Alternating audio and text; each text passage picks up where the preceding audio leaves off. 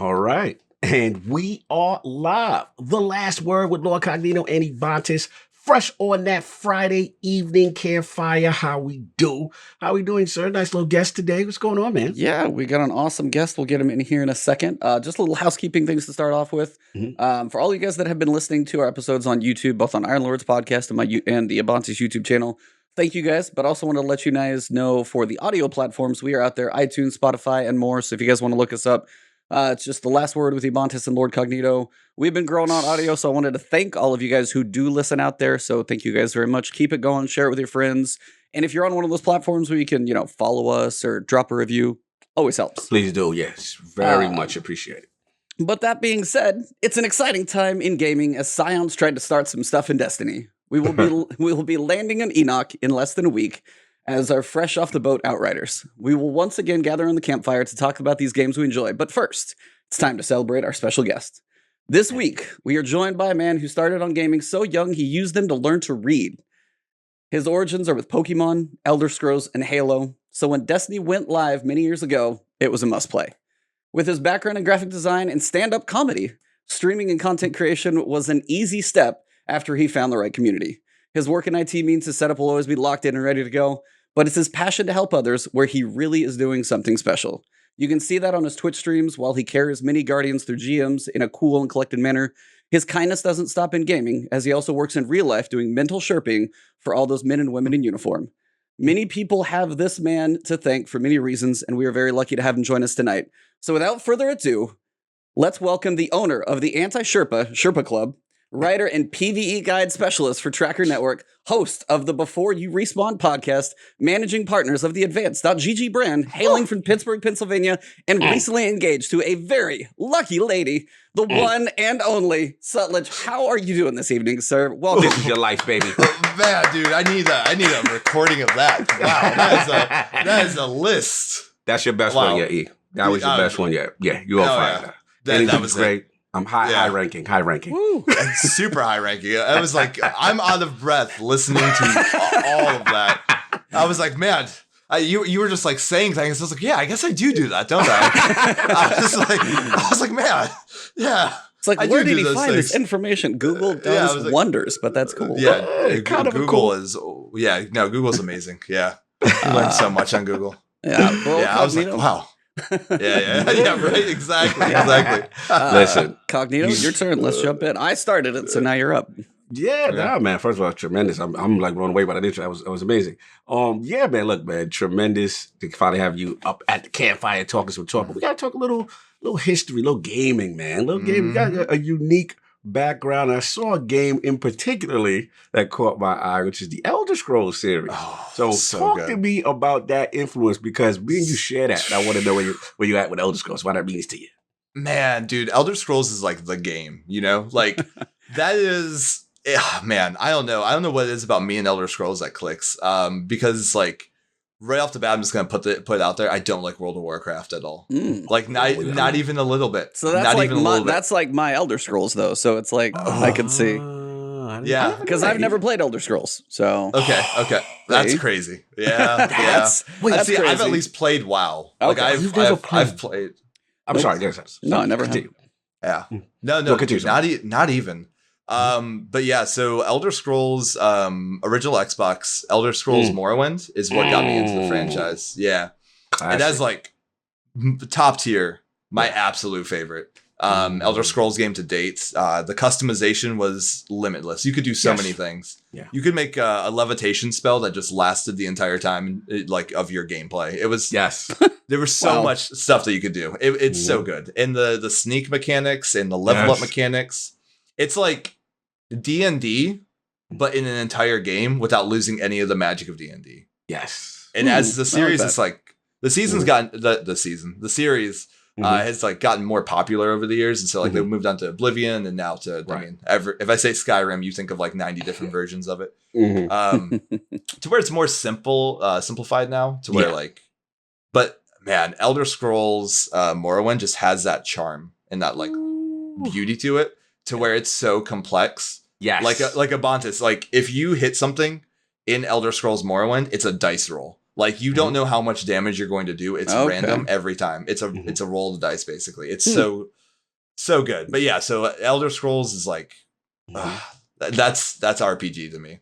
Yeah. So quick question. So Morrowind is number one. I get it. Yep. The complexity, your first. I understand. It launched with the OG Xbox around that time. So my question, I gotta ask, what's number two? I'm gonna throw you with a curveball with this one. Oh, here we go. Number 2, Elder Scrolls Online. They somehow did such a good job at making it into an MMO. Yeah. And I love the lore of Elder Scrolls and the fact Elder Scrolls Online takes place 500 years before the actual Elder Scrolls game, most of the Elder Scroll game timelines. So you get to, like, for example, in their Morrowind expansion, you actually get to see Morrowind being built and stuff like that. Like, yes.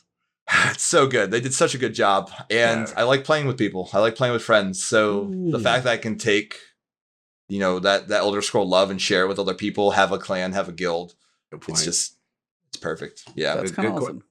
Yeah, good point, man. They've come such a long way. And I remember when it first started, I still liked it when it first started. And then to see where it's advanced to now and then the expansion, they literally bringing in all the other universes, Oblivion. All of it. Yeah, all of it. Awesome choice. That's what I get, E. I touch it every now and then. Yeah, so you go farther back and you got it sitting behind you over that left shoulder, the Pokeball. That seems like what started the gaming. It's so good. This is the is that the die-cast one I heard about? This is the die-cast one. Okay, I heard about this. I had to do it. I love it. It changes color. Like, look at that. It's so crazy. Okay, it changes colors. I swear it changes colors. There it is. Yep. So you can say like what kind of Pokemon you have in there. With the color that it goes. So like I set back to purple. That's the thing.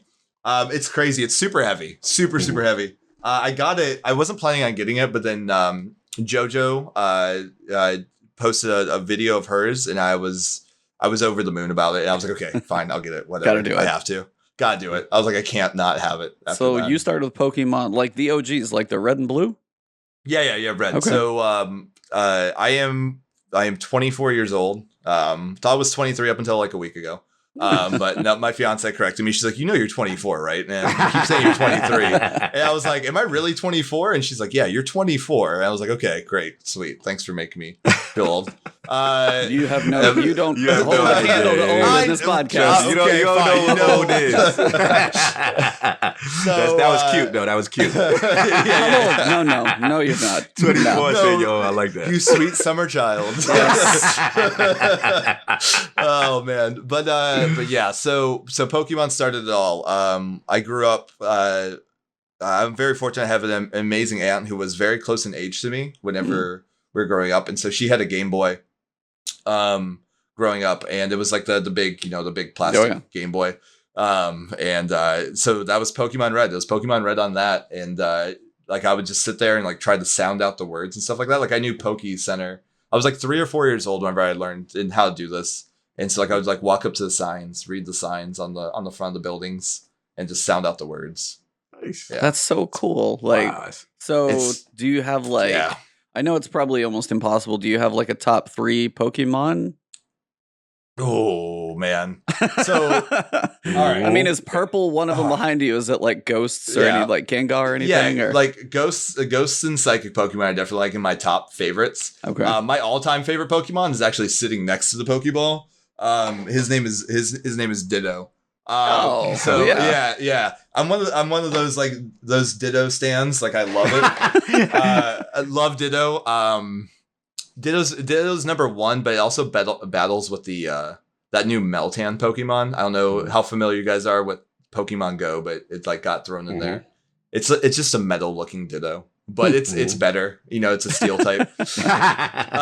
So I love Meltan, and then my man, of course you did top 3 too. So it's like, I like.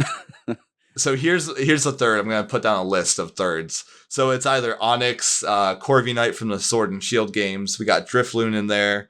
We got Luxray. There's so many Pokemon. I don't know. I can't. The third one, Ditto and Meltan get spots 1 and 2, but it's still a tie. Everything after that, I don't know. Yeah. Impressive, man. Yeah. Just to see the tremendous, like, how much turnout in the fan base of that. I've still never really played one. Yeah. But you know what I'm saying? Like to see how impressed, how large, expansive it is, it's crazy. It's another insane. franchise. Oh yeah, it's insane. It's absolutely insane. I mean, to see Switch just blow up, even when one of those was announced, is absolutely crazy. Yeah, absolutely crazy. What I was going to ask you is, we've had a lot of guests on, and normally, for most people, not all, but the transition before Destiny usually is Halo into Destiny. Surprisingly, a lot of people have not either played Halo or whatever, but you're not one of them. No. You are part of the normally transitioning Bungie people into Destiny. So it's cool. So tell me about like the Halo experience. Like, how was that for you? When did that kind of get into your gaming repertoire?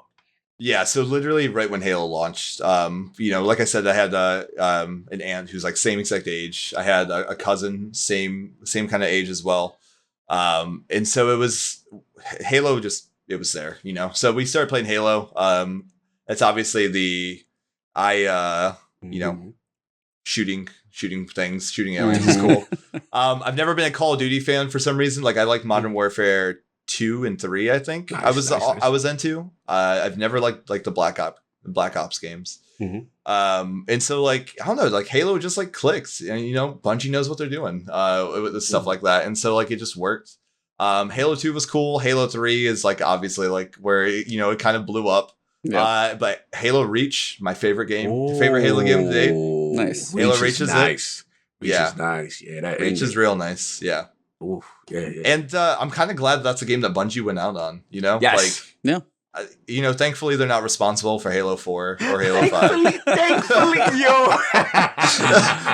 I either really just turned the audience, or I really just got clapping their audio, like preach or silence this man. I'm with you, bro. I'm with you on that one. I'll ride the line with you for sure. Yeah. No disrespect to 343. I mean, I just feel like none at all. I just feel like they inherited someone else's child. Exactly. What are you gonna do? Yeah. I was like, I will say with 5, I heard, has it Warzone? Was it like the PvE thing?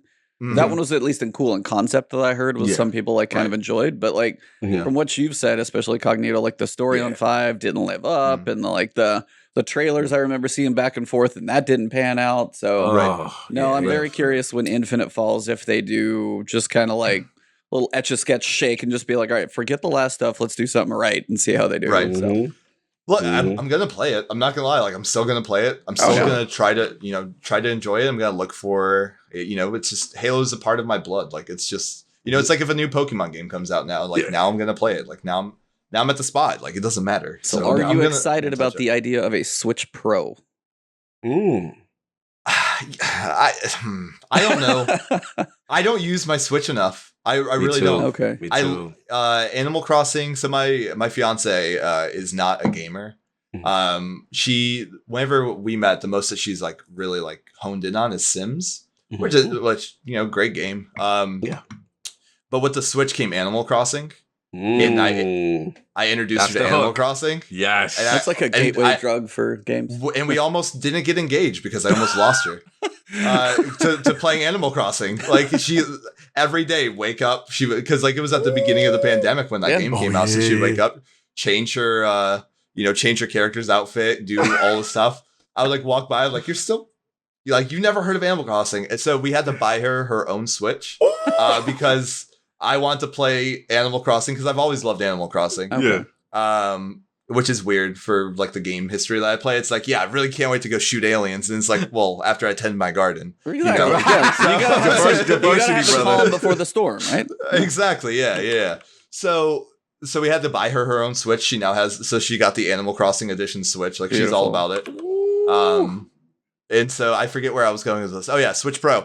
And so like the Switch Pro is, I don't know, like I just don't use it enough. I use it enough. I've tapered out on Animal Crossing, like I feel like most people have by now. And I really just use it to play Pokemon. That's it. Like I'm not a big Nintendo fan.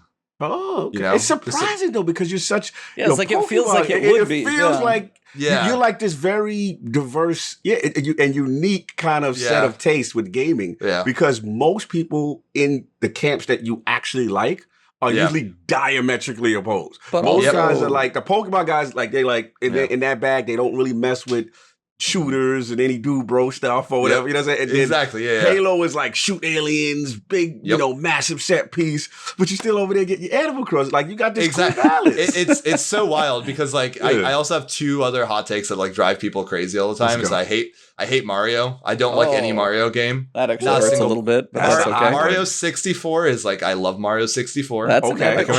I respect that. That's a good one. I cannot play any other Mario game. I'm just like it's the same stuff over and over again. I would recommend now that 3D World's on there. If you if you missed that on Wii U, 3D World is actually really good.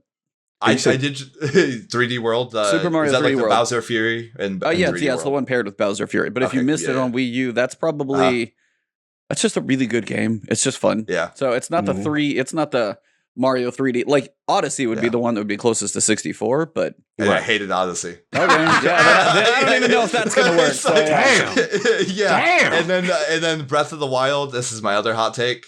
I'm a huge Legend of Zelda fan. I guess I do like another Nintendo property. Okay, there we go. We got one. Breath of the Wild, worst Legend of Zelda game. Now let me ask you: is it because of the durability? Let me hear why. It's because it just doesn't follow like the same mechanics and the same like go through a dungeon, get this weapon kind of mechanics that every Zelda game has. Yo, it just didn't feel like a Zelda game the whole time. Metroidvania style type unlock stuff. It felt like I was playing vanilla Skyrim. You know, like, and not vanilla as in no mods, but vanilla like this was like the alpha of Skyrim, like before like, and that's it. Disrespect. Wait, hold on, I gotta get him. I gotta get him. I can't let this. I gotta get him. I knew it. Here's the thing. No, listen, because he coming for me, and that's cool. Yeah, but George, it's all jokes, brother. You know I'm playing with you. Wait, I'm saying like it's funny you say this because me and Addict go at it about this, right? And admittedly, I'm not like this huge. I haven't played every single Zelda, but I played a lot, right? Yeah. So Breath of the Wild for me, right? The reason why I get all crazy and excited about it, I was like, oh, wow, they're finally 3D. It's open world. Yep. You see that building in distance? I can go there and I can climb it to the top. Okay, cool. Yeah. But when I speak to him, as he's going to love listening to this because he literally says what you say.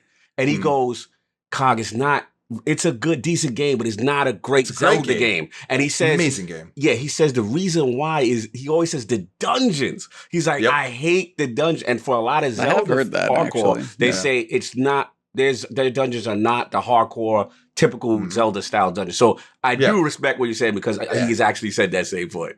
And like I like a lot of the 3D games too. It's like Breath of the Wild is an incredible game. It's beautiful. It's spectacular. It's amazing. It's just not a good Zelda game in my opinion. Of course, that's what he said. Yeah. So like everybody gets theirs. Exactly, of course, and but just nothing's ever going to beat like Wind Waker or Ocarina of Time. I was about to ask Ocarina of Time and Wind Waker are both pretty epic. I didn't play Twilight Princess. I've always heard good things. I played a decent chunk of Skyward Sword. I saw that was coming, and I was like, I could like it wasn't bad, but Ocarina of Time and both Wind Waker were two that I was like, I think I 100%ed those, and those were kind of special ones for me for sure. So nice, yeah, for sure. Yeah, and then in the world of gaming, obviously after Halo comes the big, behemoth walking in the room. Destiny shows up on your doorsteps about 7.5 years ago, and Hunter ever since. Is that right?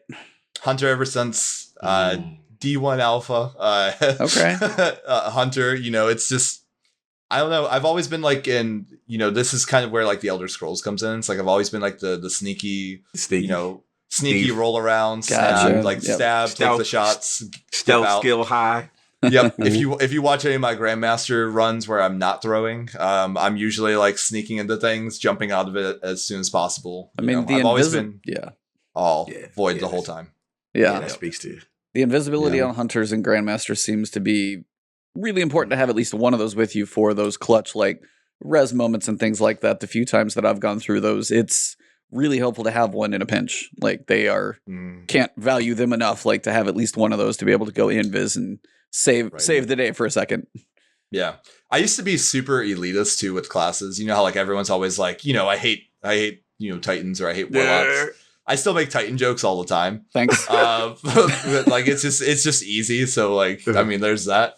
Although I did make a pretty good Warlock joke today and I forget it now though. But anyway, I as I've become more of a Sherpa, I've just learned that like all three classes have their strengths. All three classes are beneficial. I'll play all three. I just prefer to be on my hunter, and things go a lot smoother when I am. That's it. I heard on Devil's Lair that the Titan Ursa Furiosa was like a really good strat. So it was like I heard it's so good. Oh, it was. No, okay. It's the best. Okay. Yeah, the best. Oh, yeah. it's the best. It's like, wow. Absolutely the best.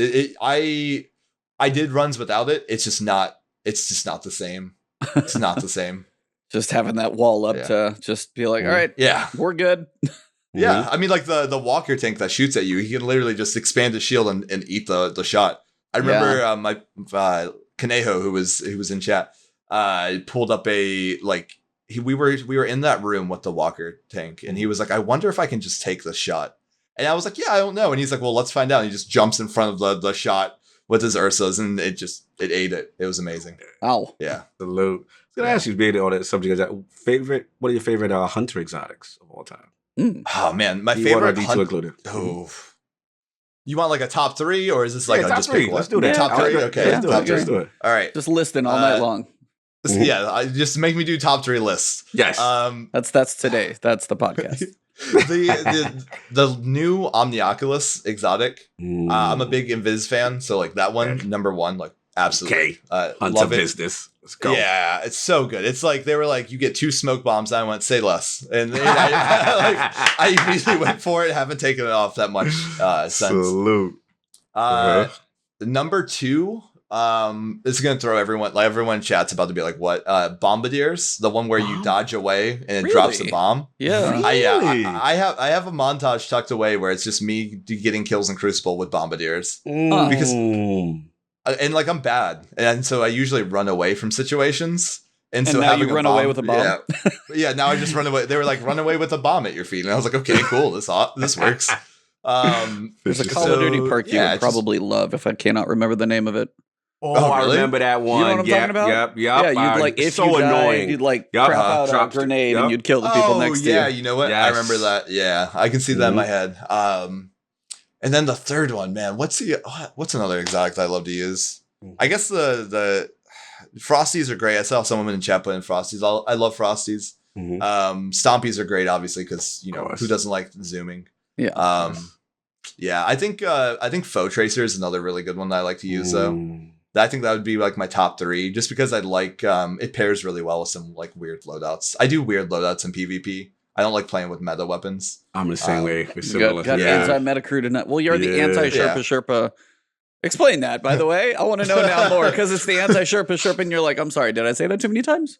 Yeah, anti-Sherpa. How's your guys' language field in the we're on past the the first 30 seconons. You're golden. Yeah, you're good. All right, you're good. Cool. All right, cool. So fair warning, everybody. Yeah, fair warning. I'm about to say a swear. Don't let your mother hear. So we call it the Ass Club, the Anti-Sherpa Club. We called it Web Clan for the longest time, and you're gonna love this, Lord Cognito, because it was the Web Clan because before that it was the Mechanical Spider Clan, which was way too much to say, and the Mechanical Spider because of the Dwarven spiders in Elder Scrolls. Oh, so that's salute. Man, that's a deep cut right there. Yeah. So there you go. And it became Ass Club, Anti-Sherpa Club, because I was trying to do like a solo prophecy like a year ago. Yeah. And we were just like talking about stuff. I forget, like we were talking about something, and then one of my mods said like, I was talking about Sherpa stuff, and then they were like, well, yeah, like we're like the anti-Sherpas, and now I'll get into that. And the reason why we're the anti-Sherpas is because like raise your hand in chat if you've been on like an LFG. Oh, talk about it. Talk about it. Yep. I'm gonna stay respectful if you've been on an LFG site or you've been like an LFG Discord. Roman already put it in there. Go ahead. Yep. And it's like, you know what? Know what to do. Facts. You know, like you can come run with me. Know what to do. Must have Galahorn. Must have 95 clears. Must be 7-time conqueror at the beginning of the season. And it's like, man, like, and then you join the team, and then like, half the time they don't even know what to do, and it's like damn self. Yeah. And I remember, growing up, I never really had like a lot of people to play with. I never really, I didn't really have, I couldn't afford like Xbox Live and stuff like that growing up.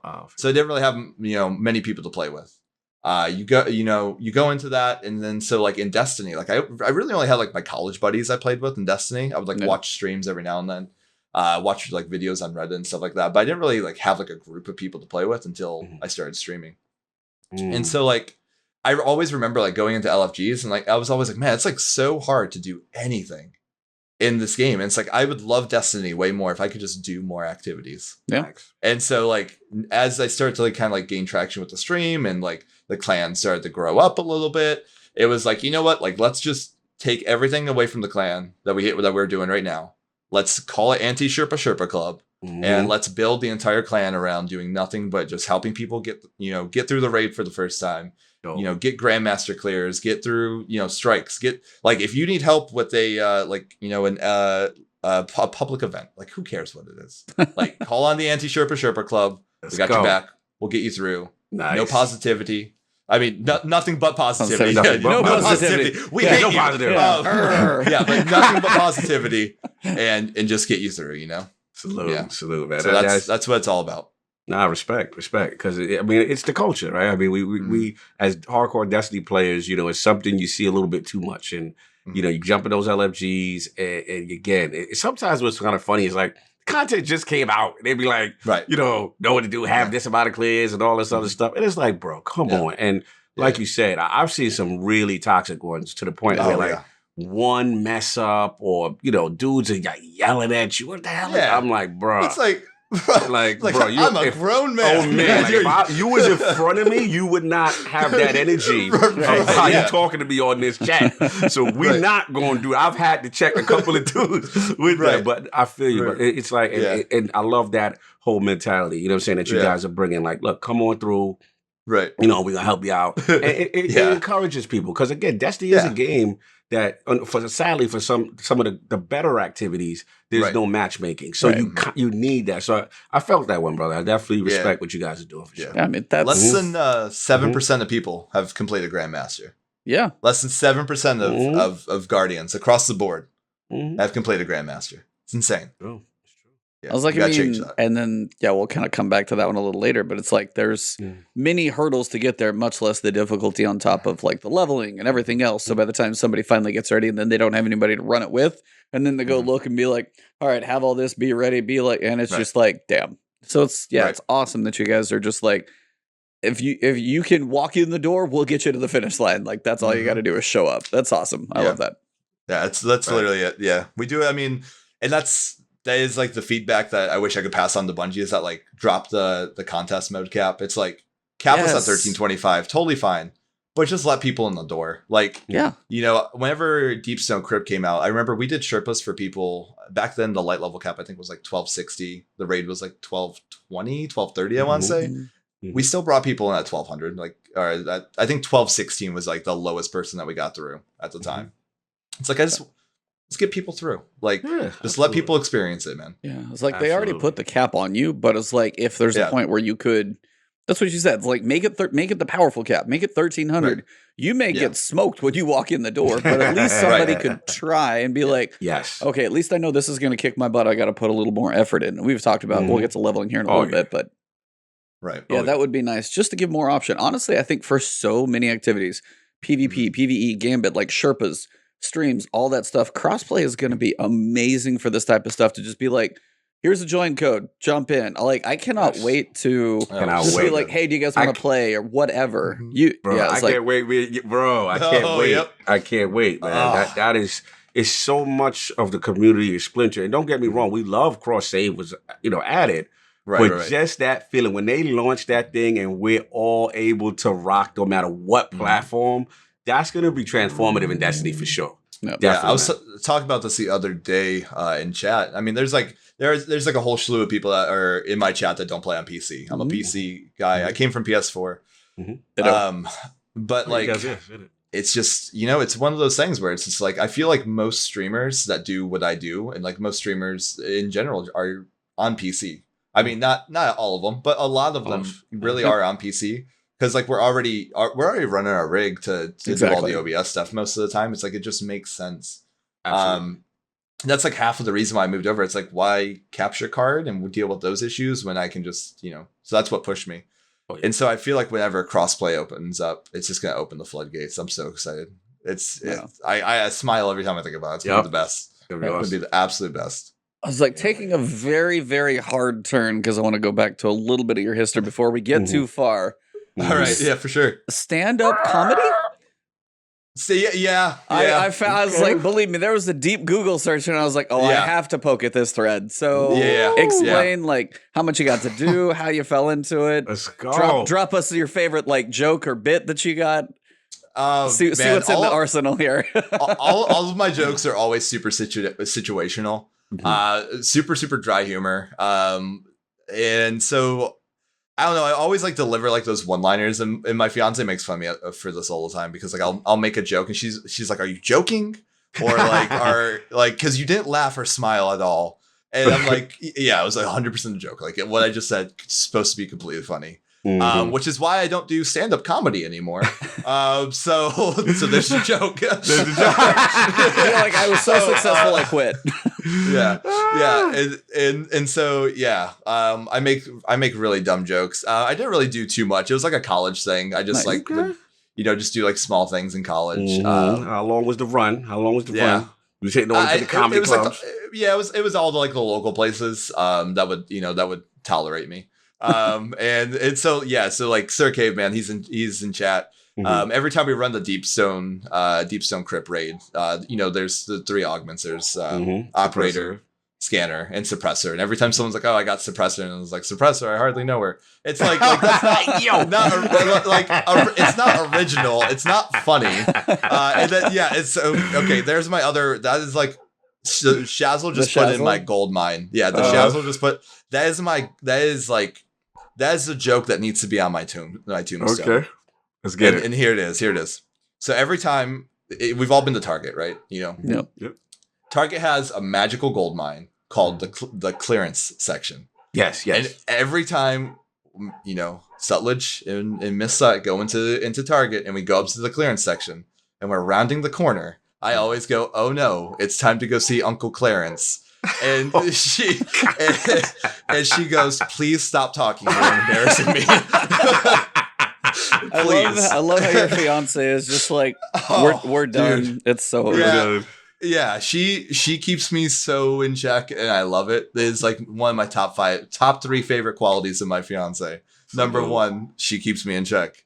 That is my favorite joke of all time. I love it. I have said it for the entire time her and I have been together. I have not stopped saying it. It is an everyday thing. Go to. She whenever we're turning the corner in the tech department, she always just lets out a big sigh because she knows it's coming. She knows it's coming. She knows it's coming. That's hilarious. Oh, that's good, man. Yeah. Feel free to use it. Break up your marriages. Bro, salute to you, man. I've had plenty of like eye rolls in my marriage that that would just like be another day as well. It's just like I don't think I can roll my eyes harder for some of the stuff I've said as well. So no, it's good. I like the dry humor jokes, good. The dad joke. I'm not a dad, but the dad jokes fall, and you're like, yep, those definitely happen. I'm gonna be a great parent one day. It's tradition. You're ready. You're practicing. You're getting them all ready to go, so you can embarrass them. Absolutely. Yeah, exactly, man. Tremendous, man. Salute to that because again, it's not easy. Not easy, man. Getting up there, put yourself out there in front of a crowd, and you know what I'm saying, spitting with your spit. So salute to you on that. I did not know that. Yeah. Very cool. Yeah. What else we got? Last one. I don't know how much you can talk about, but just like the work you did for just kind of like the psychological ops and stuff like that, and the speeches you give for like the people in uniform, like that was just a really cool thing. And I just kind of wanted as if you could kind of shed a little light on what you did there. It sounded like really, really cool. Yeah. So I grew up, like I said, like super crazy life growing up. So I grew up a huge Batman fan, a huge Batman fan. And so the whole time I was growing up, I wanted to be a detective. That's what I'm going to be whenever I get older is a detective. Wow. Am I in a different field? Am I doing things different now? And so that's what I went to college for and stuff like that. I went to college in Pittsburgh, Pennsylvania. Yeah, that's how I got there. And so while I was there, I studied. They had a program that was made like in response to the stuff that happened with 9/11. It was a program by the government. It was called Intelligence and National Security. So that was my major.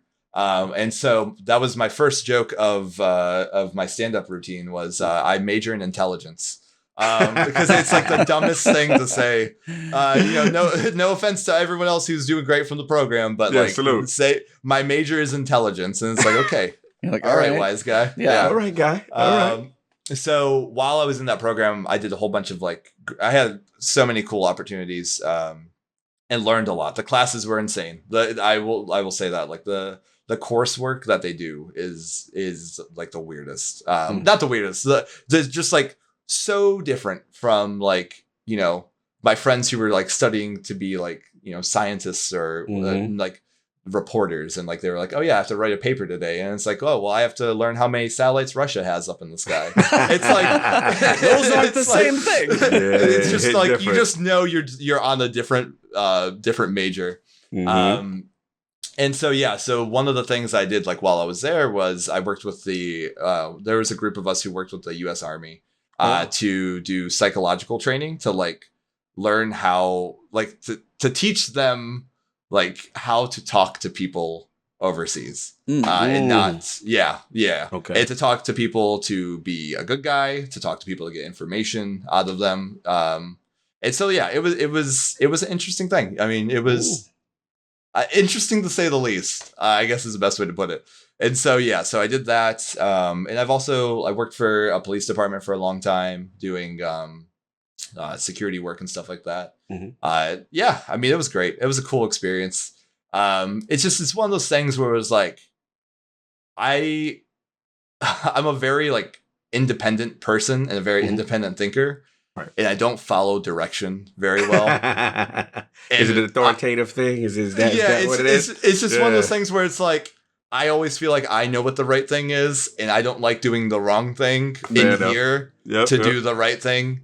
And so I just kind of learned that my personality and that field doesn't really mix well together. Yeah, that's tough because it's orders, and you're like, they want supreme structure and hierarchy, and And so when it's one of those things where it's well, I want to help people in the world, but I necessarily can't be Batman in real life, and I don't want to listen to get the steps to be a Batman in life. Right. So it's just one of those things where it's just not going to work out. It's not going to work. Fair enough. Yeah, so that's where me and detective parted ways, I guess, is the best way to put it. Fair enough, man. That's interesting. Yeah, great diversity there to see how he transformed from that. That is interesting. That's a hard left at Albuquerque there, that's for sure. So to fill in, to be okay, so for those people who are just okay, it's cool. So he decided he didn't want to help the government, so he's a streamer now. It's no, there's a little small sliver. I'll throw that in there. So I was well, I need a job that's not this job,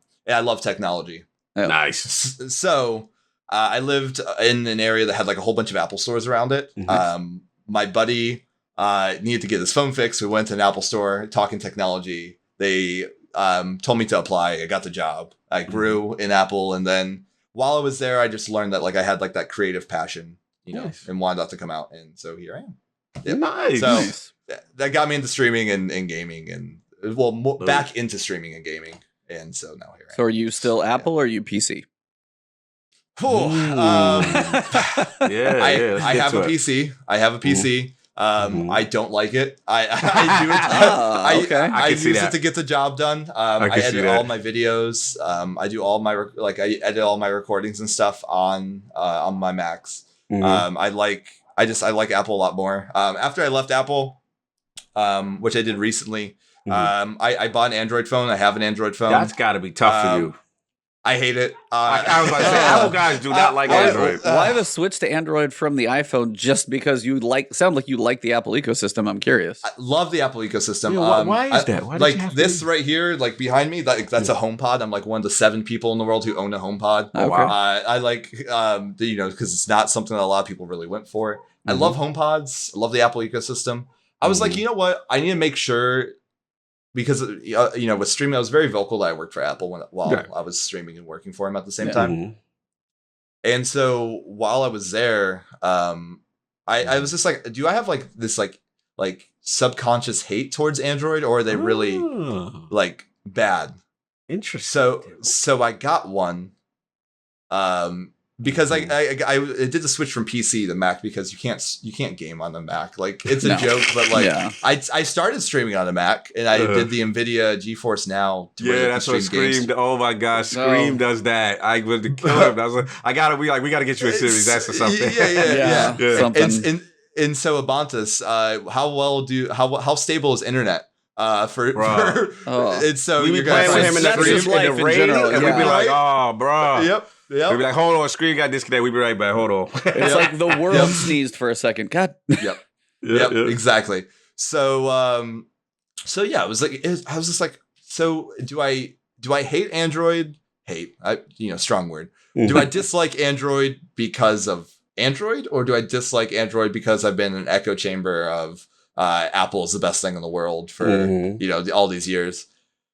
So I got this Android phone. It's the S20 5G. We have everything, bells and whistles, ultra. I like the camera. I would say the camera and the display. Whenever I want to play some Destiny, on the go, the display is great. The operating system is bad, no matter what skin you put on it. I don't care that I can make my text Comic Sans. The freedom, you're shackle free. Yep. It's like, well, you can customize your text, and it's like, well, yeah, I like things being legible though. So like, I prefer text is fine. I've not I've tried to change it. I went a week and I was like, my fiance and I have been watching all the Marvel movies all over again. Nice. And so we got through like all of like we did a lot of. We're finishing up. We're on the last 2 right now. Nice. But after seeing all of Iron Man stuff, I'm like a tech nerd, and so I was like, let me make my phone. I was like, I can just go and just be like, I can make my phone like Jarvis, and so I put up with that for like 2 days, and I was like, yeah, this is annoying. I'm just gonna put it back to default. I was like, things are actually just really hard to read, so I just changed it back. So back to default. Look, man, that I give you credit because obviously I'm an Android guy, but most Apple guys I know, it's a line in the sand. And they are not even thinking about going there. So to see this almost was like a choice. Like you just like, you know what, I want to see what it's about. So respect on that, because a lot of people, wouldn't even. A lot of Apple guys, they're like, this is an Apple home. Yes. Well, and it is. It is an Apple home still. Like everything in here, like it, I can't say the hey, you know the word that comes after. Yes. Our favorite personal assistant. Like I can't say that word in the house, or else turn on the lights. Everything it all works. Nice. This camera that everyone's looking at me at, like like this is an iPhone mounted. Like I use an iPhone. I use an iPhone as a webcam.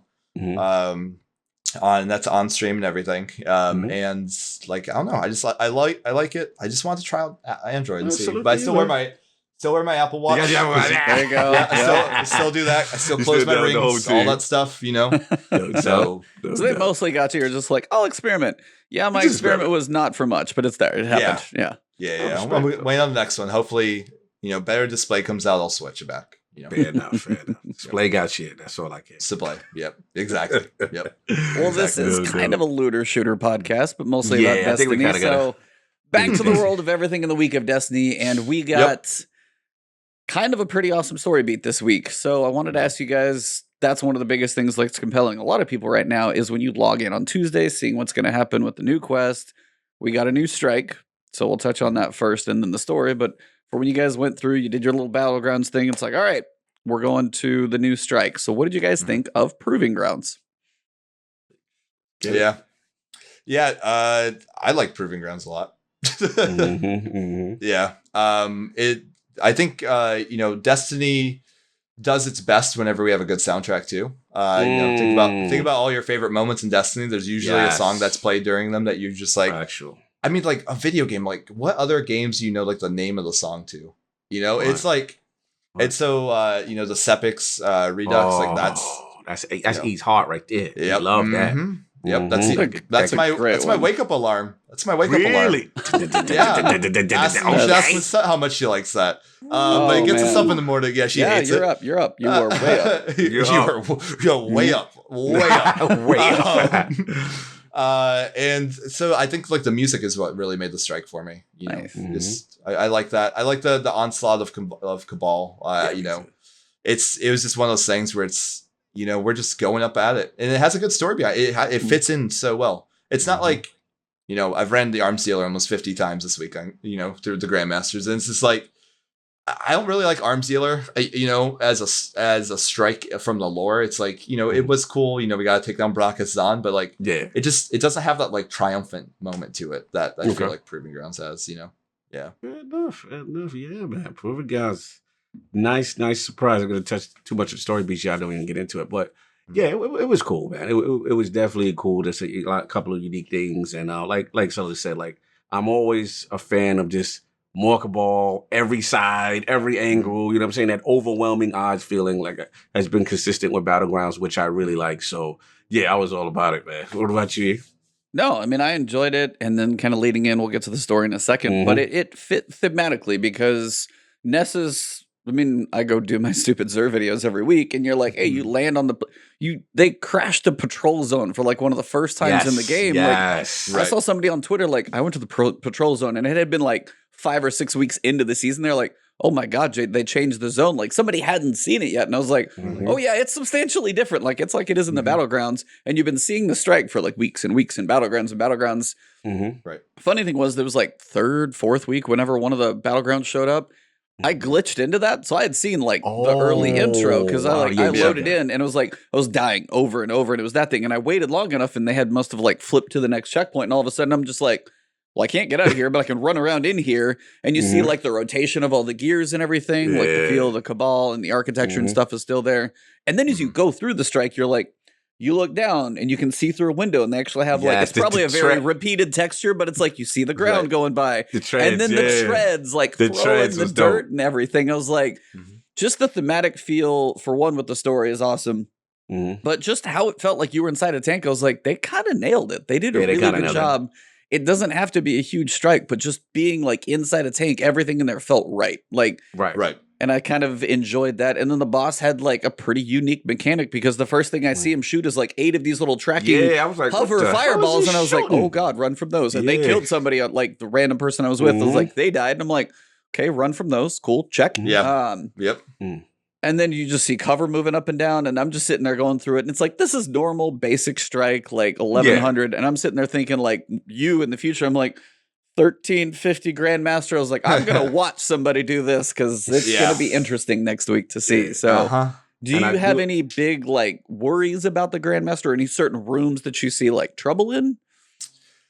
You know what? I always go into Grandmasters for the first time, just completely just expecting everything, like expecting the absolute worst.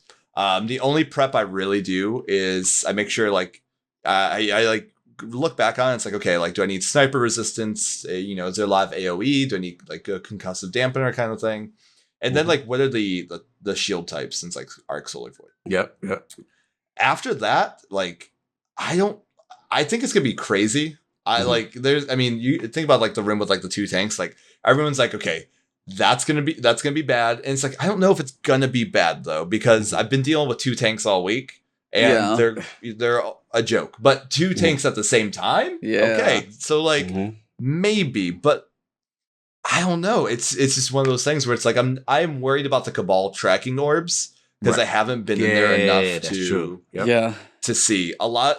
There are things that will track you when you're invisible, and there are things that won't track you as an invisible.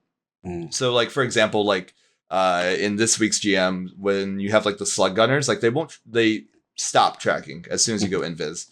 I'm hoping it's like taken blight orbs that follow you, that as soon as you go invisible, they stop tracking you. Gotcha. If they stop tracking, you're good. It's fine. I'll be okay. We'll get some great carry numbers done. It's Palindrome week, baby. It's gonna be amazing. If they track you when you're invisible, I'm gonna be doing exclamation mark raffle in somebody's chat and just calling it a week. No, I'm kidding. But like, it will be a little crazy. I'm looking forward to it. One thing I wanted to mention, I know we're gonna get into more of the story, but I did like the lore during the strike because there's this back and forth.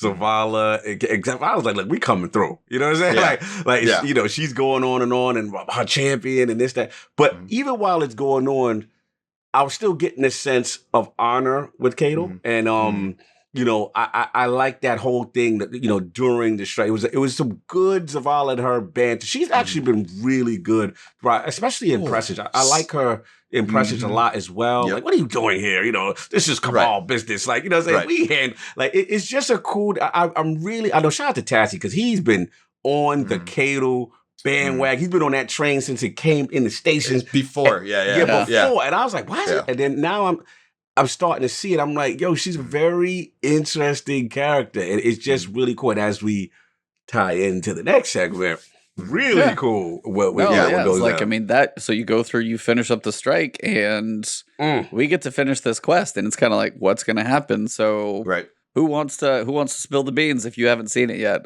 Sir? Yes. Suttledge, it's all you, man. Suttledge, it's all you, bro. What did you think as you watched that cinematic? So that cinematic was insane. So for those of you guys that have been following, you know, like the story, of course, like, you know, Aldrin's Crow, you know, now Crow, like that reveal there of between like the eye lock between him and Zavala is huge. You know, that is huge. Like Zavala being like, oh, so you are still alive. And you know, I'll move on to like how he feels about that afterwards. Yeah. But then the more interesting fact, the lore that we thought, you know, we got on Twitter that Cadle did not call in the Scion. You know, the assassination attempt that happened in the tower that Crow prevented.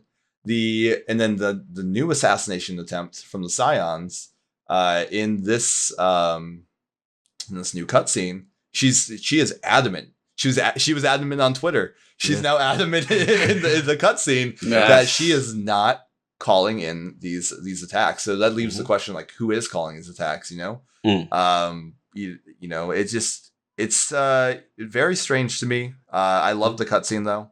That eye lock between Zavala and Crow. It's, you know, it was something. It was a good one. Powerful. Yeah, I'm all above the Crow train, all on it. Yeah, all aboard. Yeah, but this was interesting because I was behind this week. So normally, like on reset, I'm right there. And I think I jumped in maybe Thursday.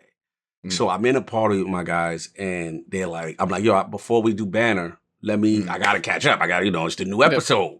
It's like it's the box set. You know what I'm saying? Tune in this week. So I'm like, it's the new episode. I have to catch up. So they like, oh, you didn't do it? I'm like, no. So he's there. I just muted them and turned game volume all the way up. So I'm keeping them like, all right, we do the tank. Okay, go see. Okay. We go there. We're doing this whole, you know, the one-on-one, the whole ritual comment. You send your best warrior. You know, that whole, I'm like, okay, we're going gladiatorial with it. Okay, cool. So we get there, and then, you know, Crow's there, you know, whatever. And then obviously these damn rogue Scions that's not listening.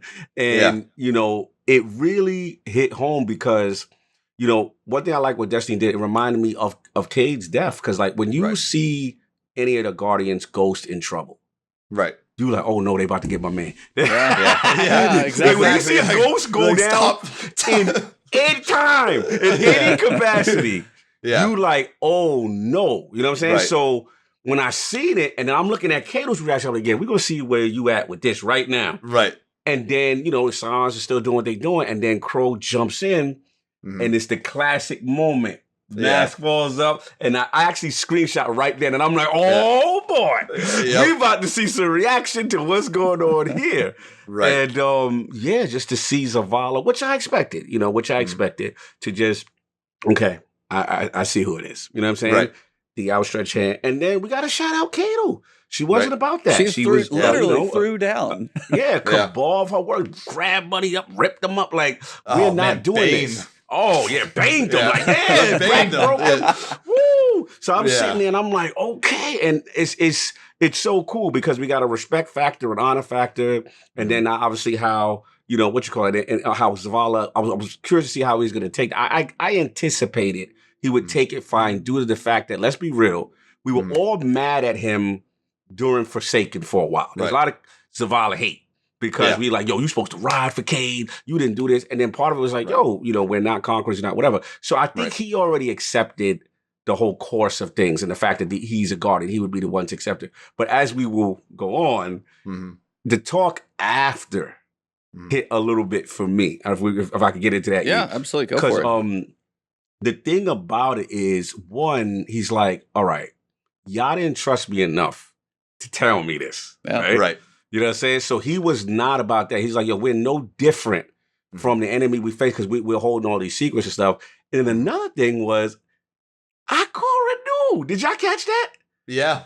He said Ikora knew. Yeah, he says it before he says us. Yeah. Yeah, so I guess she had her hidden and everything. And yeah, that was interesting. So I know she's not going to play a role much, in this season. And we know, Witch Queen is where we get. But to me, I need an Ikora moment. Because at the end of the day, I never forget when she was like, we're not going to, she called Zavala a straight coward. She was like, you're not going to, this is cowardly. Like that scene was, I'll never forget that. That was cold-blooded. And those two been kind of icy since. Yeah. So I'm very curious, are we going to get that Aldrin and her? And then remember, we still got Amanda. Remember, Amanda said some stuff in a couple of Battlegrounds prior, which was like, yo, I miss Cade. He was great. So, oh, yeah, he was awesome. I'd love to, oh, yeah, we should come into the city and drink. There's two people he still have to, kind of break the ice with. Yep. It's Amanda and Ikora, and especially Ikora. So, that was my thing. But well done, Bungie. Yeah. Well done. This was one of the best cutscenes that I really enjoyed. It has so many things to it, so many moving parts to it. And yeah, man, I was excited. If they're doing this, and again, I know we've had our issues with Battlegrounds. Some feel it's too long and repetitive. I get it. But when they do content like this is like dream content narratively for me. Just little, what's going on. Seasonal stuff, voice acting, storyboard. They're just doing it, and it's great to see. So salute to the team on it. Yeah, huge. I mean, like think of like Presage too. Like all of the stuff with Presage.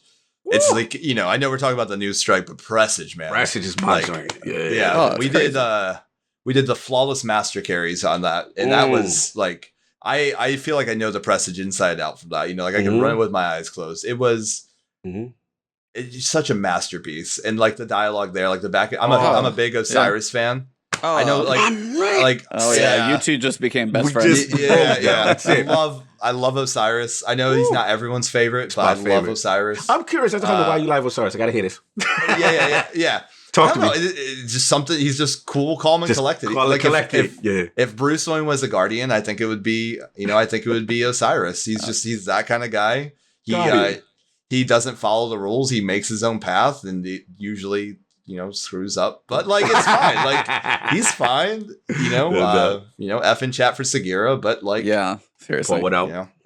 But I'm also a big Saladin fan as well, so I'm glad that he's been getting some and moments. Those two have been a lot of dialogue together too. Yeah, I feel like Saladin has no friends anymore. Oh, like, he's just he's loose. He's loose. It's like first he lost the Iron Lords, which pour one out for the homies, but like then now he's fighting with Zavala. He's fighting with Osiris. He hates Crow. It's like. It just none of this is just working out for him, and so like I'm worried about a darker turn for Saladin. Yeah, I'm worried about him. Yep. Especially because Bungie's been very vocal about how that they want to like redo Iron Banner, give it a better reward system like trials. It's like, are we going to see like a Saladin kind of go more go play with the Drifter and the kind of stuff like bro. Is Dark Vanguard is he going to lead? I can see it. I don't know. He's been diametrically opposed. He called Zavala soft since he's been in the tower. Him and Osiris had a little bonding moment about maybe warriors should lead, as opposed to that. And then the funniest thing, I still think the funniest thing though is when he's trying to discipline Crow about how he doesn't know anything and you've got to learn. And then Crow checked him with the most subtly disrespectful one-liner I thought it was hilarious. He's like, yeah, so with all that, at the Red War, I didn't see you present. Exactly. Where was you at? The way he did it, and then he had no comeback. After that, no comeback. I was like, damn, that was cool. Crow's been getting in those one-liners too. I thought we were about to see Osiris backhand them whenever he asked about like he was like, how did Chase and Zebu or Wrath go for you? I was like, oh man, dude, he's about to catch it. You reminded my man of the life alert moment. I was like, oh man, I was about to get laid out on the helm, man. Yeah. Dude, it's crazy. This season story honestly is setting a bar.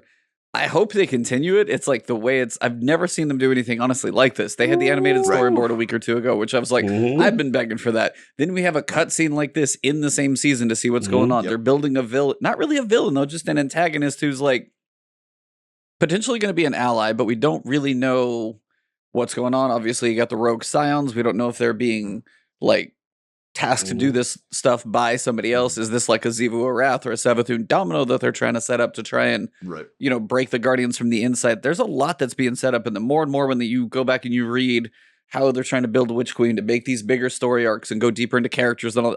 If this is what we're getting started with, and we're not even a Witch Queen now, like that's the point for me where I'm kind of going. This is just 13. We still have 14 and 15. Now, we have no idea how long those seasons are going to be. They're probably going to be a little long in the tooth, literally because of the delay. But still, if we get these type of stories while we go through these seasons, and then we get to like Witch Queen, and it's just like crazy town. Oh my God. Like, this is the type of stuff that has me so excited because you can only play this I mean, for Sherpas, you guys can play it until you're blue in the face, but like, and that's kind of a thing. But it's like for some, if this is enough to keep people coming back, my question for you guys is, as of like Cognito and I haven't talked to them about this, but for you, we haven't asked before, how for you is you play a ton, so you may not be as big of a to be like, yeah, I'll log on every week and do it. Right. For people who are, less hooked into the daily and the weekly grind of Destiny, how do you feel like the story delivery has been? Do you feel like it's in an okay place? Would you like to see? Because there's always the debate of like the expansion, just here's like the story dump, and then you can go do your activities, or do you like the drip feed of the weekly, or where's your preferred balance of all of that? Yeah. It's one of those things. So there are some things I love drip fed. Story like this, I like drip fed. I'm not like a Netflix fan where it's like give me all the episodes at once. It's like I really do like how like Disney Plus did like WandaVision and like The Mandalorian, where it's like I check in every Friday. I don't get overwhelmed. I don't feel like because when everything's just out there. If you're on Twitter, like a good content creator, you're on Twitter doing your due diligence, trying to just like some memes. You're gonna get everything ruined for you. Like I haven't even watched Falcon and the Winter Soldier yet because I want to finish Infinity War. I already have like one major detail. I'm doing Justice League while you're doing that. It's funny you said that. Oh, sorry about the spoiler. Damn. It's just like, and like you just can't. There's some spoilers that you can't like set alerts for. You just can't. Yep. So it's one of those things where it's like I like the drip feed content because especially as a Sherpa, it's like I need to have the time to like get people through the new raid and then the new exotic quest and then now Grandmasters. It's like I like that. So there's a part of me that's like, I want Grandmasters to be available at the beginning of the season. Yeah. It's like, just let us try, But then there's like the other part of me that's like, well, if Grandmasters are out, there's a very strong chance that I'm going to miss out on something. And the best example I can give is with the Presage. So every week I was running the Presage as many times as I could, getting people through, I was finding all the scannables. I did all the scannables. Then like the data pads, there's one every week. They rotate every week. There's one. I missed last week's. Why did I miss last week's? Because I wasn't running Presage. I had the Sherpa people through Grandmasters. Right. I'm really bad at taking like that time for myself and being like, I got you. Let's go do it. So I think drip feed just promotes like a healthier balance to where like people can kind of jump into the game, get the story, and then get the have the time for like the rest of the activities. Because like if it's a really good trials weekend, I'll look at it from the eyes of not a streamer, not someone who logs in and plays 9 to 5. You log in, you had like a really long work week, you're working your 40 plus hours, and then it's like the weekend comes and it's like, all right, time for me to get some Destiny action in. And it's like, okay, but the hand cannon in trials is the 3 wins.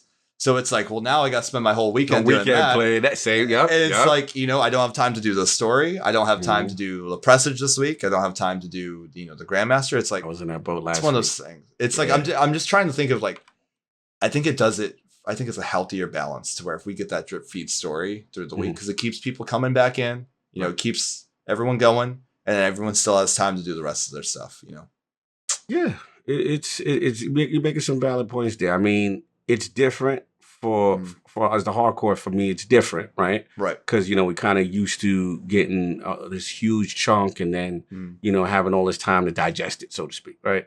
So now it's like, okay, I'm not gonna lie, because it's done well with this lore and this story, that there is an excitement for me to log in at reset. Right. And I haven't had an excitement for reset in a long time until this season. Shout out to Paul Tax. He got a great article about why he ranks season shows as the best season. You know what I'm saying? Not expand, just season itself.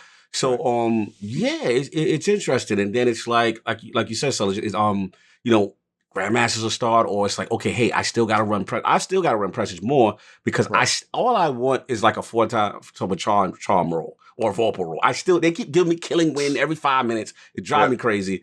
So I want to run that as well. Then I'm like, all the stuff like you saying that I need to be doing, but then trials will be like, yo, messages this week. Hey, Igneous Heavens had 3 wins this week. All right, I got to get in there. You know what I'm saying? And shout out to Ty God Travis and his crew. They stomped the hell out of us in trials, but we ain't gonna get into that. But yeah, it was crazy. And they was teabagging. I had to curse them out. God, I was like, look, y'all banned, y'all on probation. It's rules to this, it's honor. But we good now. With all jokes aside, it was fun. It was fun just to see them it match up. But it's just been so much. And then at the same time, like I know you're Sherpering. You know, there's a big content creator, one of my good friends, Randall Thor. I finally got him to play Destiny. I was like, yes. You're going to play Destiny with me, and we're going through the content and stuff like that. Now we're up to Shadowkeep. So it's like, yo, we got to get you through the dungeon. We got to get you, we still got to do Last Wish. So it's still stuff to do. Right. And it's like Ty Guy, I see you in there. You weren't part of that, sir. Yeah, they reported, they snitched on me, and they were unsportsmanlike. Get your crew. Anyway, I got to defend myself. We got trashed. Anyway, it was funny. I know that feel. Oh, it's bad. It's bad. I gotta hold that L. But yeah, man. Like at the end of the day, like if done right, this could be a formula. If the key is done right, execute with story, execute still with content, I might come around. But it has to, like E, you made a good point. They have now raised the bar so high.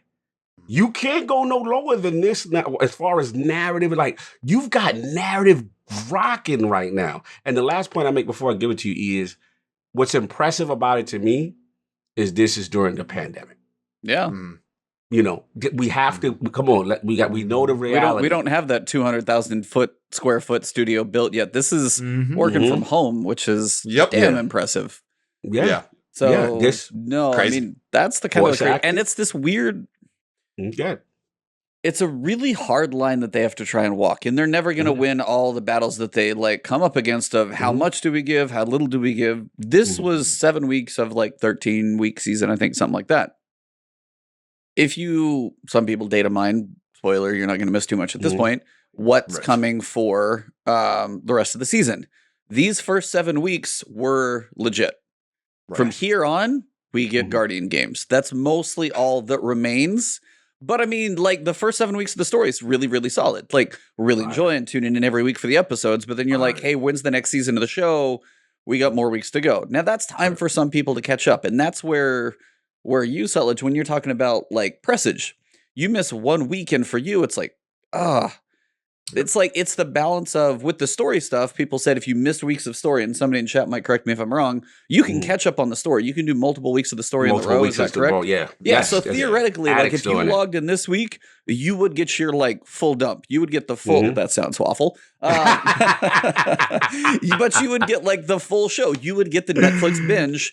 If you logged in this week, you could literally go quest. Yes. Now, you might burn out on Battlegrounds to do it, but you would literally be able to go through all of the quest steps and get everything in one step. And the difference is, when you say Presage, it's I wish they would kind of do some of that as opposed to, you got to do this thing 13 times. And it's some of those, if it's some people aren't going to, for one, be able to do master that many times, and then they miss out on some of those things. So it's if you can get in there just a couple, 2 or 3 times, I like where it's if you do the scannables, it's 3 weeks. But if you're saying the pads, if it's literally however many weeks it's going to be, 12, 13, could take you months to do that. That's the little bit of balance where I feel they need to work for if it's just the data pad collectibles, it's not hey, you've done the master, you've got your catalyst, you got that working. Go do that 13 more times just for the data pads. Most people are not going to do that. Most aren't. Yeah. Unless they have somebody, unless they're like sitting in your shoes and be like, I'm going to run it anyway 4,000 times, so I may as well drag others through it. But the majority of people, especially for Master, aren't going to go touch that stuff. So there's a lot of stuff they're getting right. And it's just those couple balancing acts of, I know they want people to continue to have a reason to play it, but especially if you're like, I got my Killing Wind or I got my Subsistence Dead Man's Tale, why am I still going in here? Right. And most people are going to be like, I'm kind of good. Right. Yeah. So it's that like, literally.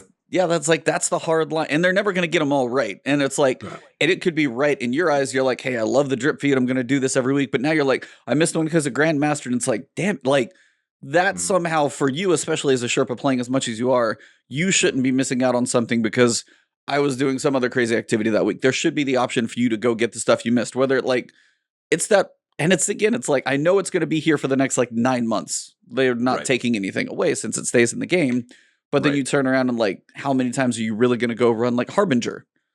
It's sitting out there as a thing. And yeah, it's a pinnacle I can do. But how many times do I want to go run Harbinger over and over and over again? Like there's a point where it kind of runs out. So it's that little balance of giving the quests life, but not like really stretching them too thin where you're like, I get it. I'm good. Like too much. And it's, but also for the 7 weeks of story, I loved it. But do you turn around and tell somebody like when you said Randall Thor, do you tell him to be like, hey, wait till I see this last story beat, jump in, we'll play next week. You get to go through everything and you can see it all at once. Is that the better way to tell somebody? Or do you turn around and say, hey, jump in every week, we'll play for an hour or two and we'll do it, you know, like an episode. Different people are going to want different things. And I kind of wonder where they fall. Yeah, no, definitely. Sorry, that was very long-winded. No, you good. You good. Oh, yeah. It's a really good point. I mean, I still don't have Cursebreaker because of like the rotation of the curse weeks. It's like I think it's Cursebreaker anyway. I'm a title chaser. I love the title system. You know, I could talk for hours about the title system, but like the changes I would love to see happen. But you know, there are just titles I just like have to admit like I'll never get. Yeah. And Cursebreaker is one of them because the chances of me stopping like the Sherpa train to like jump over and go do like the curse week, it's like I don't know. I haven't done a curse thing and I don't know. I can't even tell you the last time I was on a Dreaming City if it wasn't for a strike, you know? Yeah, like it's for like, me, like come on. Yeah. Yeah, I'm the same way. I feel that. Only time I'm doing it is like a season in a hunt when I'm trying to farm a Deafening Whisperer or something. Like, oh god, I forgot those were still a thing.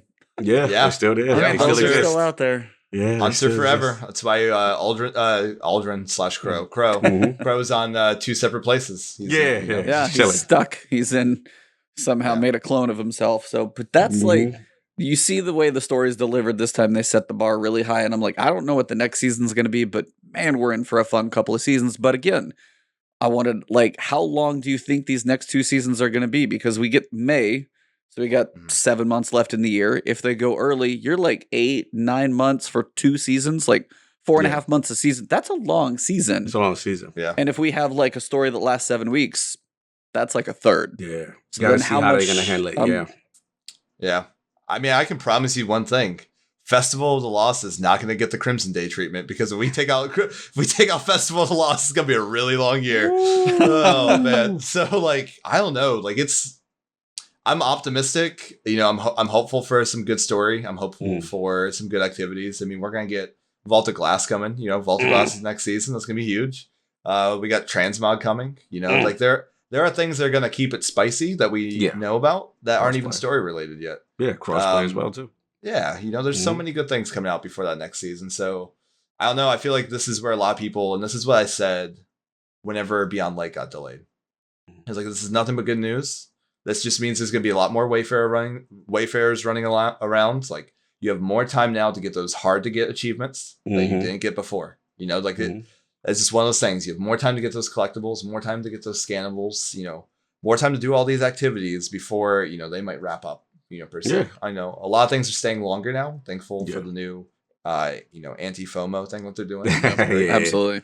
But I mean, like there are still things that are going to be heading towards the content vault. As we get closer to Witch Queen coming out, things are going to get vaulted, so we have to get ready for that.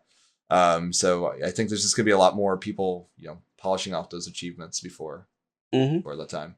Yeah, I'm not too worried about next season. I think my thing is just like, again, now that we know Witch Queen has delay, like E's saying, like how would they handle that extra buffer with content then later in the year. I want to see how what's the plan for the team to extend, so to speak. So yeah, that's the question. But like you said, more time to do stuff, more time to, like I said, to get your titles, whatever.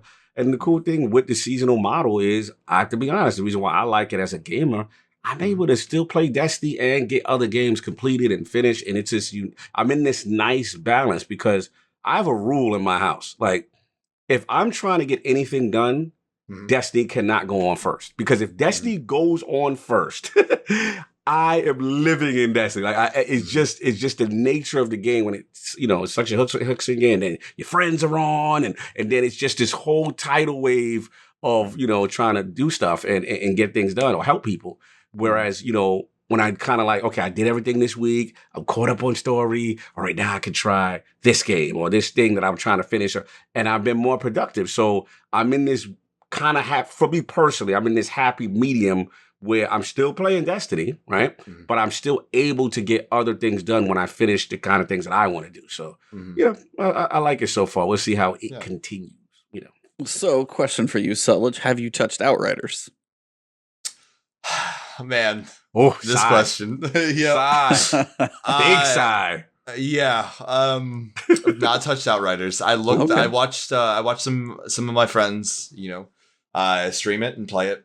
I ultimately decided it's not the game for me. Really? I thought so too, but I want to hear why. Yeah, I'm not a Gears of War fan, so like let me just throw that out there. Never was a Gears of War fan.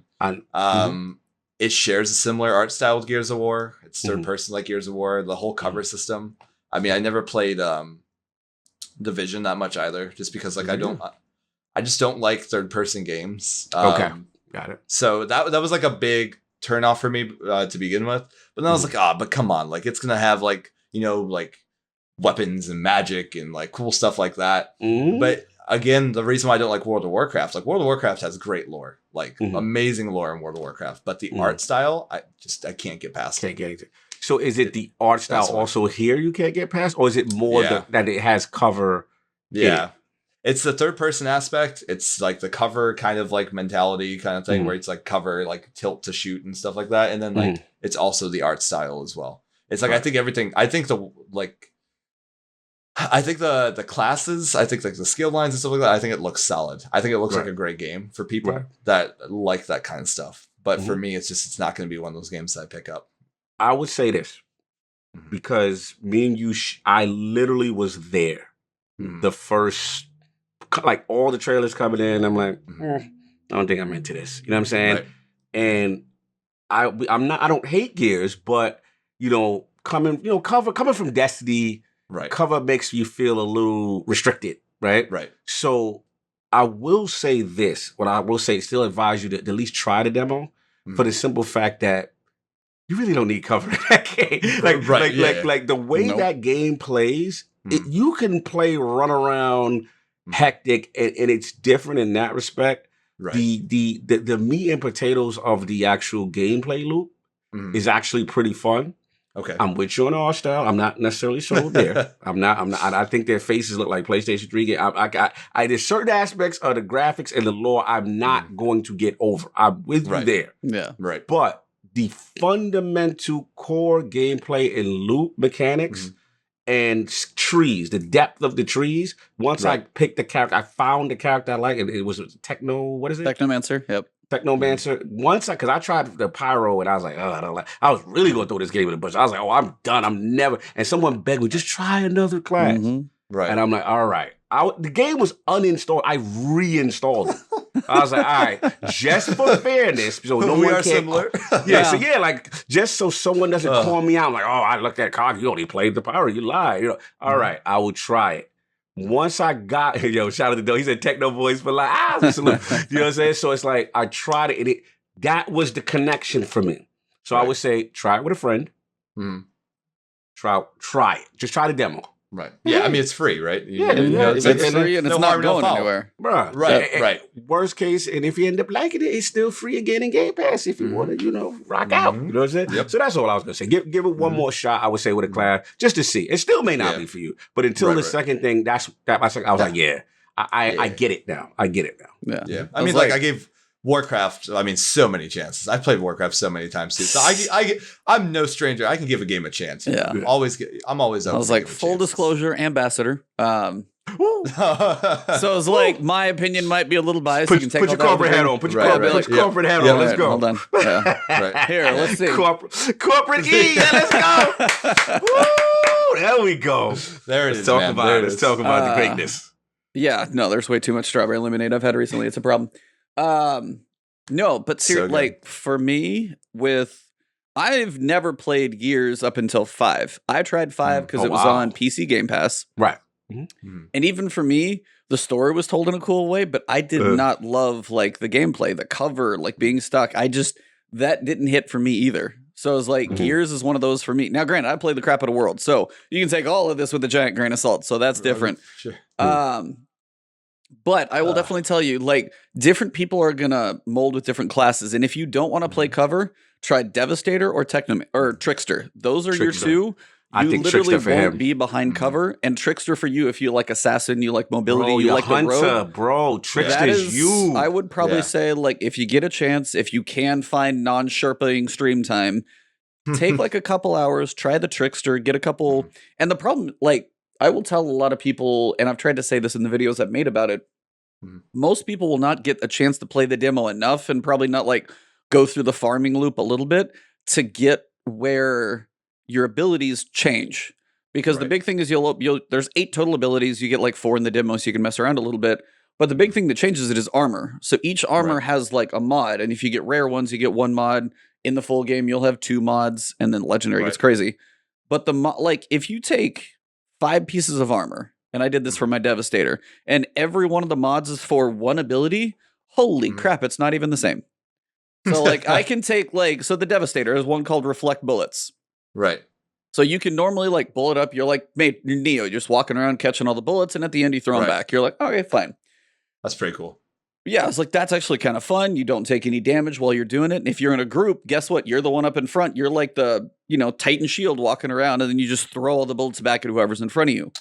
Sure. So then I add all the mods on top, and I can now, it auto does it. So it auto bounces them back while I can still fire. Every bullet does like 25 more damage. The person with the highest health in the room takes 50% more damage. It lasts like 30% longer. Yeah. All of that combined, there's like one boss room I can go into. I literally like load in the room, and again, I've like probably over farmed the demo, but there's like one side quest I can beat like the captain in the room, 3 seconds, dead. Now, did I start with that field? No. But I was like, if you like the idea of PvE, which is kind of your jam, you're not much of a PvP person. If you want to feel a point, like, because that's one thing about Destiny that has always been a struggle. The feeling powerful. For RPGs, yeah, feeling powerful. You never get like, I want to feel like a crazy busted god mode right now. Right. And this game will get to that point, because they did one on Twitter where they talked about this like Fire Witch. One of their abilities is down to like a 6-second cooldown. Like that's like unheard of for Destiny. So I would probably say try the Trickster. And then that sounds like the one I would say for you to try. Yeah. And then if you play the demo, because what you can do is like you can go basically to the end of the demo and then go back in the story and then continue to play through it a couple times, do like side quests you can repeat. And once you get kind of enough blues to really change up your abilities, then if you at that point you're like, still hate it, cool. But if you like, that would be my recommendation for it. And I put like 60 hours in this demo, so I'm crazy. Also, one last point of advice, because you're like me when you rolled your eyes on certain parts.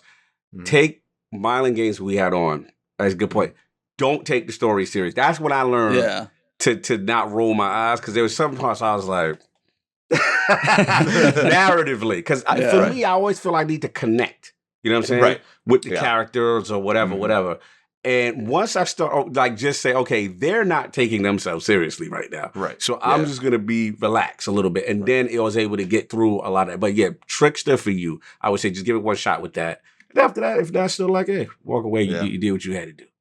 Yeah, I mean, it's definitely like, especially, I mean, you pointed out with Destiny, it's one of those things where like they just haven't hit that kind of stride. Like there's not a Destiny mode where you can be like, you know, just it's terrorizing everything. Yeah. It's like, you know what, after doing like so many, you know, Grandmaster carries, it would be nice if my decompress routine is like, let me just, you know, open up with sweet business and just mow down some hive.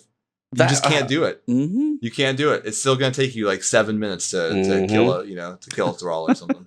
It's crazy. No, it's that's like I've been doing this. I killed their god, and they still don't instant die. Like what? Like, yeah, that's come on. Good point. And then you got that one does actually have full crossplay. So if that's something you actually enjoy doing, and you're like, hey, I want to Sherpa people through like in-game expeditions.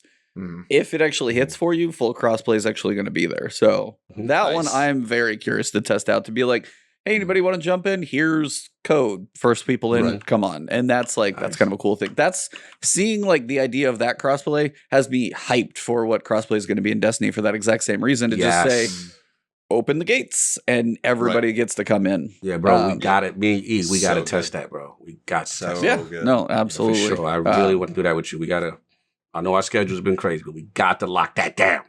For sure. Play night. Vault of Glass is when it's got to be, for sure. Vault of Glass. For sure. That's first. Oh, yeah, absolutely. Yeah. So you mentioned Vault of Glass is kind of a special nugget. Where are your like top 3? Because this is that podcast for raids. What are your highlights of the raid chart over D1 and D2? Where do you rank your top few? Oh man. I mean, like slaying Oryx, I think is like always going to be like. I think it's just that's gonna be number 1. I don't know. My cat's name is Oryx. Okay. So, that's a biased opinion. Yeah. So that's one. Yeah, so I also have I feel like I can't hurt their feelings. I have to mention the other one. So I also have an Australian Shepherd. His name is Gambit, named after the game mode. Nice. Yeah. Nice. So I have to mention both of them. Absolutely. Second raid of all time would probably be Last Wish. I love the Taken. You see this guy right here behind me. Like I'm very strong with my loves.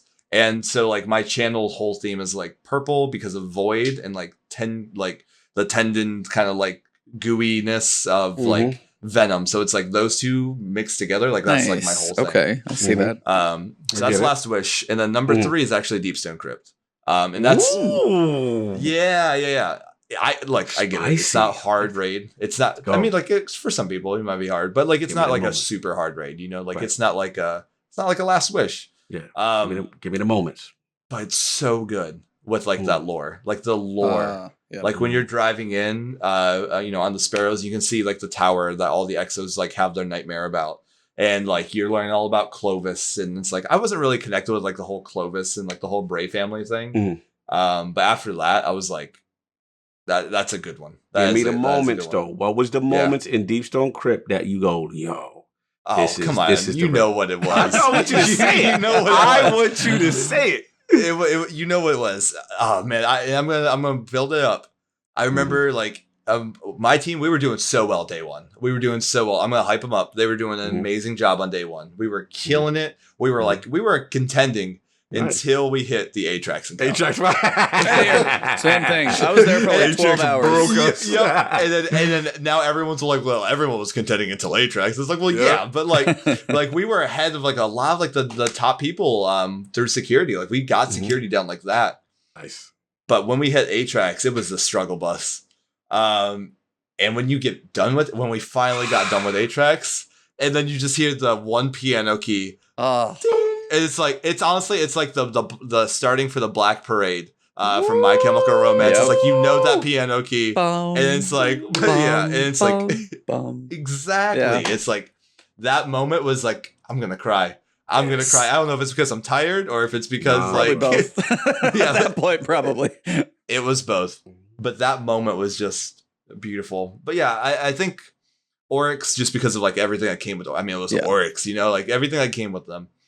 And then Last Wish also. Just all of Last Wish is great. Like everything about Last Wish is great. I can't get mad at your choices, man. At the end of the day, like I said, regardless of my biases, those are strong choices. I can't. It's cool to see you're the first to put Deepstone in the mix. We all feel it's up there. No disrespect. We don't feel you're out of bounds for it. I just feel like it's cool to see how the effect of it, because I admit, now looking back, I still enjoy running it. Like I could always tell.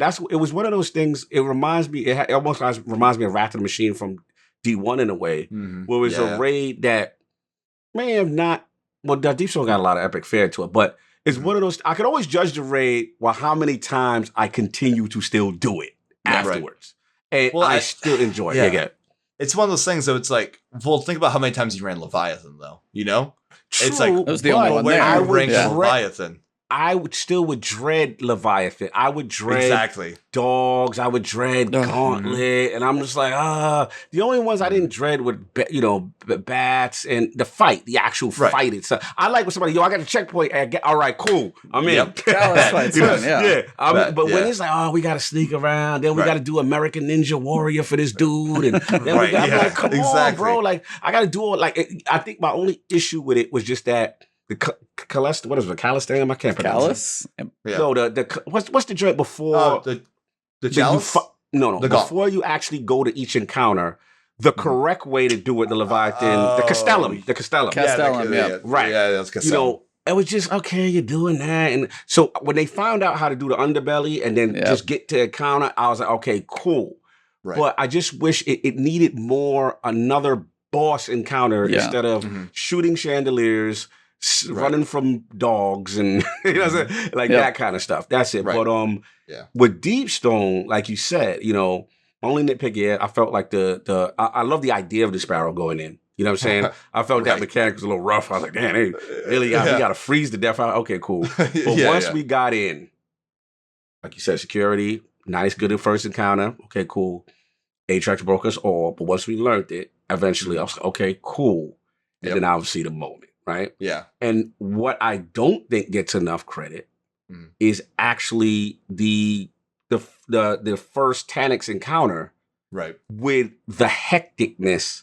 Yeah. I love the music. I love the outside of the ship. You're spiraling. You feel the tension, and that music hit. And you start, and everybody, get your, the scale is going off. All right, which one? Like, it's just pure. We call it like, everyone just call it chaos mode. No matter what role you play. That's what we call it. Yeah, we got chaos mode. Everyone grabs a role, and it's so fun. It's just a release, right, of pure hecticness. And then obviously my only nitpick, obviously we've talked about this before, it was Taniks. I'm like, okay, Taniks again. But I love the fact that it brought it back to the beginning of the raid, right? The beginning that you crash right where you started at kind of thing. And then, the loot was very rewarding. So the loot's so good. Some of the best loot in a Destiny raid. I have to admit, like the new perks, everything. So no, I'm with you, man. I cannot get mad at someone who has Deep Stone Crypt as their in number 3. So respect your list. I respect it, bro. It's good. Yeah, strong list, sir. Yeah. E, any changes for you? For raid ranking? Anything? No, still King's Fall? What was number 2 for you again? King's Fall's 1 for me, just because of, again, you build from Crota, you go through, you've got boss fights, and that was when I was probably still raiding the most. I haven't raided as much probably since then, because a lot of my friends fell off, same principle. But that was one where it's like, if I'm in a certain point, I'm on the Oryx fight, I'm on my Titan, I'm just like, I'm running the ball. I have when I had encounters where it was like, I'm running this shit, or I'm coordinating this stuff, and I'm like, okay, I'm gonna sit on Golgoroth. I'm like, I'll solo the top, you 5 jump down. I got to the point where I was like, I got my machine gun, I'll take care of everything. That was still one of my favorites. Exactly. If you could solo Golgoroth, you're like, you're ahead on damage anyway, because you got 5 instead of 4 down. So that one's still special to me. And I'm a weird one because I like Crota's End. Yeah, you like Crota. I like Crota's End because, for one, it's one of my best friends. We did 2-man flawless.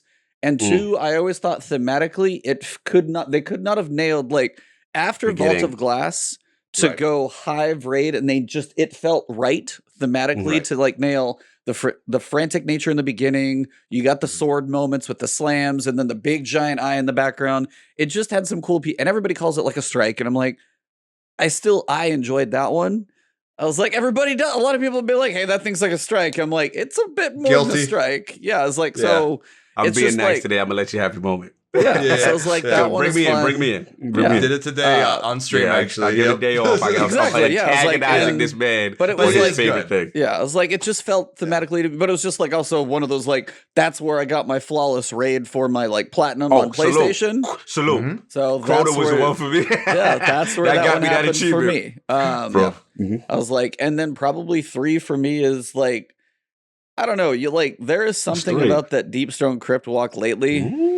For me, now I don't know if it's like the whole raid because I haven't raided as much since. Betrayed Last Wish on me like that? I'm not saying this. I'm just saying like moment in raid. There's not a lot, as he said. When the music muffles, when you're like your gunshots are muffled, when you hear just like that song in the moment. Again, Atrax was like 12 hours for me, and then finally when I got through it, I was just like, you're like so relieved, and it's just like it hits so perfect. I'm like, that may be one of the best. I don't know if it's like the best, but that may be one of the just best moments on a raid of just like the peace and serenity and the music and like you're out in space. Like, I don't know if the raid for me, like I still haven't got a ranking, but that moment alone is just like so amazing. That's one of the top moments. I don't think there's anything like it. Like I don't think we've had like that sad serenity. Bro. And you're talking about Hive. I'm just sitting here. I'm like thinking, I'm like, man, like. Have we had like a really good Hive raid in Destiny 2 yet? And it's like we had Crown of Sorrow. Like Savathun's coming. That's the one. Savathun's coming. Like that's gonna have to be it. It's like Crown of Sorrow was cool, but like that wasn't That's not come on. No, I'm with you. I'm with you. Yeah, I'm with you there. And like I said, we were lucky enough to have Sky Lewin on for the Bungie audio, and like that moment, like Lullaby is just something magical. It's just magical, bro. It's nothing. That's a moment in Destiny history to this day. Like when you feel something when that thing happens. But salute, man. Can't go wrong with these choices, man. It's good to see, the raids kind of getting the love finally that they deserve, so to speak. You know what I mean? Street racers going outside. That's fun. Yeah. Shout out to the Fast and Furious by my house. You gotta love it. I love it. Oh, so good. But outside of that, like, I mean, we had a small patch this week. We had the matchmaking changes done. I didn't know if you guys played, because I played Iron Banner on day 1 on Tuesday, knocked out all my quests, and I haven't touched it since. And then as of, I think it was literally the early Thursday, TWAB said, hey, we're switching the way the party balancing is going. I have seen some mixed stuff on Twitter about this. So I wanted to see if you guys have played Iron Banner, maybe not you, Suttledge, because you've been busy, but Cognito, and what you've heard from your community as well as you go through. I'm curious, like, what you've heard, where things are standing, because I've seen people like 5 matches in a row either getting stomped or 30-minute matchmaking. Like it doesn't, from what I've seen, seems questionable. Oh yeah, you peeked up Fast and Furious. So Travis is here. I did the Fast and Furious until I got popped up. I'll jump. I'll defer to Suttledge if he's tried Crucible more recent. Have you tried like Iron Banner recent? Because I played around Wednesday before that thing went live. Right. Before we get into that, we have to pour one out for the homie Stasis right now. I got my Stasis shirt on. But bro, I got my shirt right here. I just haven't worn it yet. So this is when I knew something was up. It's who's my man that does the amazing TikToks? D-Flawless? D-Flawless. Oh my God, he's been killing it lately. D-Flawless live. Oh. We got to get you in the last word too, brother. Yeah, seriously. Yo, I saw it. I'm like, I knew something's because I'm playing Banner with the homies. And I'm like, I haven't felt annoyed yet. Yeah. Like you play enough against Stasis where you just roll your eyes and oh my God, kind of thing. And I'm like, I'm kind of killing these dudes easily. Right. And I'm like, yo, and I mentioned to the party, I'm like, to the clan, I'm like, bro, is it me or these Stasis Nerfs are kind of hitting? Because I'm not really cursing about it right now. So then we go in and I'm like, yo, I'm not, the get sucked bro dust grenade. That fucking grenade ain't catching me. The shadow diving is crazy. I'm outpacing people. And I'm like, I think Bungie's got it. You know what I'm saying? So I was we had so much fun. We were wrecking. It felt like old times. Now, granted, did I get frozen once or a couple of times? Yeah, absolutely. But I remember even breaking out easier. And I'm like, with a less penalty, just the little subtleties. And I'm like, yo, this is okay. So my experience as far as the Stasis Nerfs and the effects of that felt great. Now, as far as the matchmaking prior, again, I can only go back. I haven't tried the new stuff. I'm dying to know what people are saying because they just recently added this patch. And I guess it's about, number 1 is going to, number 2 doesn't go on. It's like a tier system kind of thing or whatever they're doing. So I'm curious to see how people are saying that's going for them. And again, I don't know if Suttledge, you've done that. So I defer to you guys on that and what you got, or at least what you guys are hearing. Cause I don't know what the new matchmaking feel is now that they just added that. What do you guys think? I mean, this is something I'm planning on looking into tonight. So I can throw up my article and stuff on it because I honestly I haven't had time to to do it, to play into Iron Banner, or to play with the Stasis Nerfs, and that hurts me a lot. I'm with Fitzy. I'm all about it, dude. Like, I'm an Iron Lord through and through. Like, I love the lore. I love it. I got Khan's Iron Lord gym shirt. I love the Iron Lords, man. See, our podcast is named. Your guys' YouTube channel and everything. It's like Iron Lords, baby. Like, I'm all about it. I love it, and I'm just not playing Iron Banner anymore, man. Like, it's just I don't want to bring it up because like I know it'll be like another hour-long topic. Say it. Iron Banner needs like a whole rework, and like I know some of it's coming. It needs a title first of all. Back to like my whole, God, preach. Iron Lord, Young Wolf. Like, we got two easy titles. Like, easy. Just throw them at me there. Like, at least like I know like we're already called Young Wolf and et cetera, but just throw it at us. Like, it's an easy alley oop. You know, and so there's that. And then like capture, like, you're not. Control is a consistent game mode in Destiny that it does not go away. It doesn't variate. It's the easiest, pinnacle for you to get at the beginning of the week. You're always in control, right? Yeah. Why is Iron Banner the limited time game mode control? Always. Like, always control. Always, yeah. Easy. I don't know. So I haven't touched it. People were bringing it up in stream today, though, while we were running some runs, and they were talking about it. They were saying, I had one folk come in and say, it's been queuing for 45 minutes. I've heard some of that. Like some really long queue times. And I don't know, we all, especially as Destiny fans, we all exaggerate, It was like 5 minutes. God, it's been like an hour. Yeah. We haven't had a raid in 6 years. So like, there's that. So people are saying like they have these really long queue times. They have other people are like, I haven't noticed a difference at all in the queue time. So like, I don't know if it's like a network thing or what's going on, but I will say I do like the schoolyard draft kind of thing where it's like, Cog's obviously going to be number one. The other team, I'll be, just like in high school, I'll be at the very bottom of the pick list. So it's like Destiny always keeping me in check. So, it's like, that would be hilarious. Is like, as you're loading in, it actually puts you on your team, so you see where your skill falls. You're like, and at number 12, we have a Bontis coming on the B team. It's like, oh yeah. You ready for them to call your number? You would see a lot more teabagging though in the Crucible because number 12 kills number one time. Oh, man, it's gonna look like a Lipton factory in there. So I don't know. I'm excited to see it though. I do want to play it. I'm trying to pull up New Rad's tweet right now, actually, because he literally was just like trying to tweet back at. Now I'm trying to find it. Literally, his was just like, I think he was in like queue for 45 minutes. It was just his was ridiculous. So, he said the new matchmaking system sucks. I've been sitting in order for 30 minutes waiting to get the same game going. It hits 12 people and then promptly goes back to 1.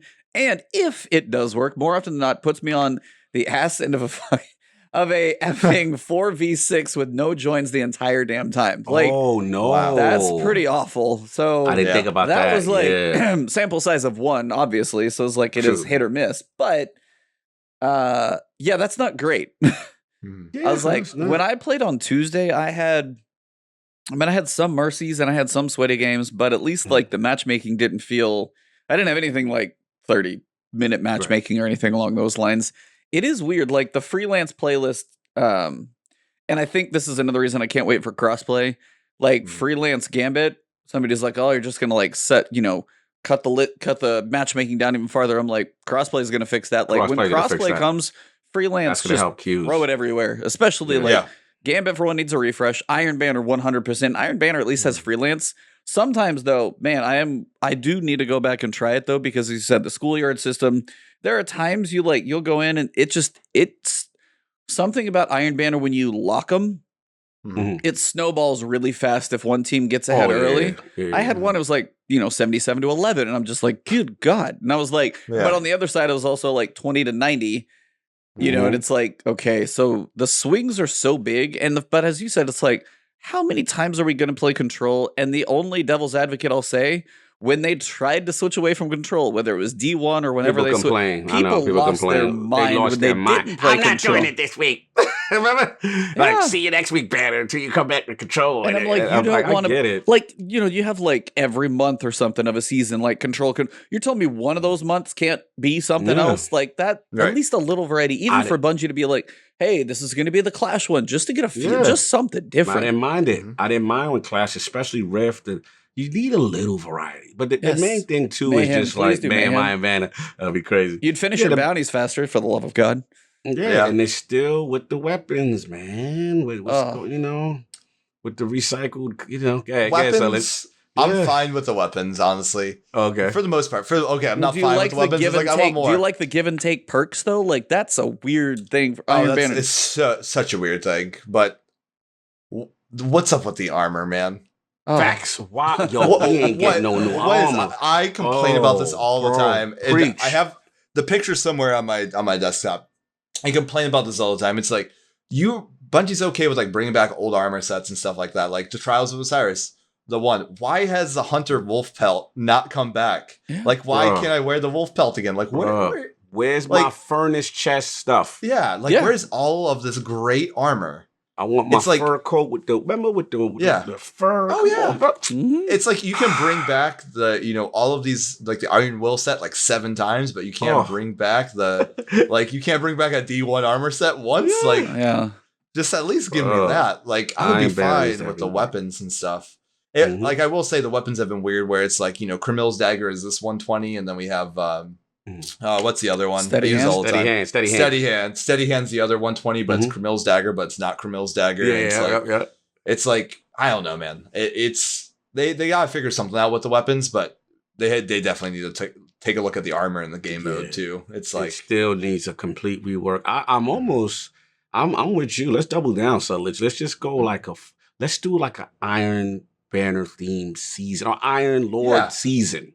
That's what I'm saying. Let's get a Saladin season. Yep. Let's rework Banner, right? Mm-hmm. Let's do the titles, everything you're talking about. Let's have a nice narrative. Maybe bring Siva involved, but that's just me. That's like really that season of the Plague gang. You know what I'm saying? Whatever. Really go all out with it. You know what I'm saying? And really commit. And it's just like, they're just playing with it. They just, let you jump in for a minute. They're not doing anything with it. And like you said, the biggest offender is the armor. I remember there was a sense of like eagerness back in Iron Banner when you're like, yo, I got to get the set. I got to get the boots. I got to get the, it was a thing. And it's just like, shout out to the truth. Siva armor and Iron Banner. I would lose my. That would be amazing. Like, that would be crazy. Maybe that's it. Maybe that's Saladin's snap. Like, maybe he's like, Zavala's lost his mind. You got Guardians playing with darkness. You got maybe that's it. Maybe he's like, the only thing that will fix this world is Siva. And let's go. All right, fine, let's do it. Just get it open. Just go open the vault where it got locked away and just let that crap run free. Just let it go crazy, man. Let it go. I'm with it. So much potential with that. Yeah, that's so like, I mean, for PvE people, especially, you got Grandmasters now, you got Adept loot in there, but man, PvP people still, when you see, they make Trials as its own thing, but they make Iron Banner like, hey, Iron Banner, it's the, the event of the month or whatever, and it's like, really? This is what you're presenting on the silver platter for Saladin? Saladin's had more awesome stuff happen in the story in this season than he's had in probably all of Destiny 2 for any Iron Banner stuff. Because 100% facts. Yeah, it's like, and then, the intentionality of the loot. We now have Umbral Engrams where you can go after it and you're like, I don't have anything like that. And I know I'm like, either Tassie or there's probably 20 people have said this one. Kujay has done like a lot of cool stuff with it and everything. So you've got a lot of people who have these ideas, and some of them are not like huge fixes. Like just the Iron Umbral in just give that a little choice of, hey, what do I want to go after, as opposed to let me throw my tokens at this, crap wall and see what sticks. So no, it's like I always have about 1,200, 13 tokens. I'll throw a few in the, slot machine, pull it out, see what I get, and be like, oh, it's fine. Yeah. But overall, it's like nothing's exciting. And then you get this like Iron Reach. You're like, cool, I have like 50 stability, or I have 50 range on an SMG with 5 stability. I'm like, how is it even that low? It's like it's going to kick like a mule. So yeah, those are the whole give and take perks is one of those things when you do go play like an Outriders, do you go play a PvE game? It's like, oh, you're God mode right now. I'm like, man, Destiny, can you catch up just a little bit here, please? Yeah, just a little bit. That's those moments where I will truly say, like, there's one thing you need to play Outriders for, if nothing else, just to experience the auto loot system. Yeah. That alone, that's a quality of life thing, because you can choose, like, when you leave an arena, what rarity do you want to auto pick up? Right. And you can also hit a button to do the same thing. And it's just Yeah. like, please, like the blues. Because when you play Iron Banner, you're just like, finish blues. Because if you're playing enough matches, I'm like, I don't need any more. Yeah. No, This Fanta. yeah, Quality of life.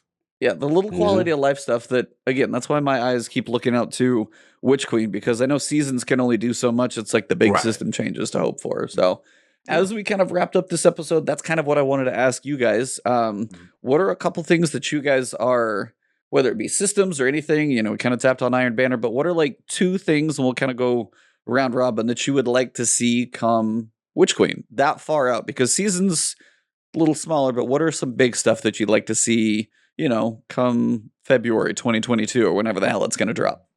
Sir guest, you are first. Well, give me one. Give me a bit. If you don't have one, I'll go to Cognito. If I put you on the spot, I have a huge one, but I just want to make sure I'm like hidden in the same ballpark. So this is like any feature to come to Destiny. Yeah, complete, like, just Destiny 2 game, open field here. Yep. All right. This is actually the easiest question in my life. Number one, the easiest one, as a community person first, and as a Sherpa, we need a better clan system. We need. I mean, crossplay's coming. You know, there are amazing Guardians in the world. You know, amazing Guardians out there. We all don't fit on a 100-man team. You know, and a lot of people like to rally around the banner. You know, people like, you know, they love, you know, the flag. You know, I think it's important that we have a better clan system. We need a clan space. You know, Warframe does this really well, where you can have like that ship, you know, and decorated and all that stuff.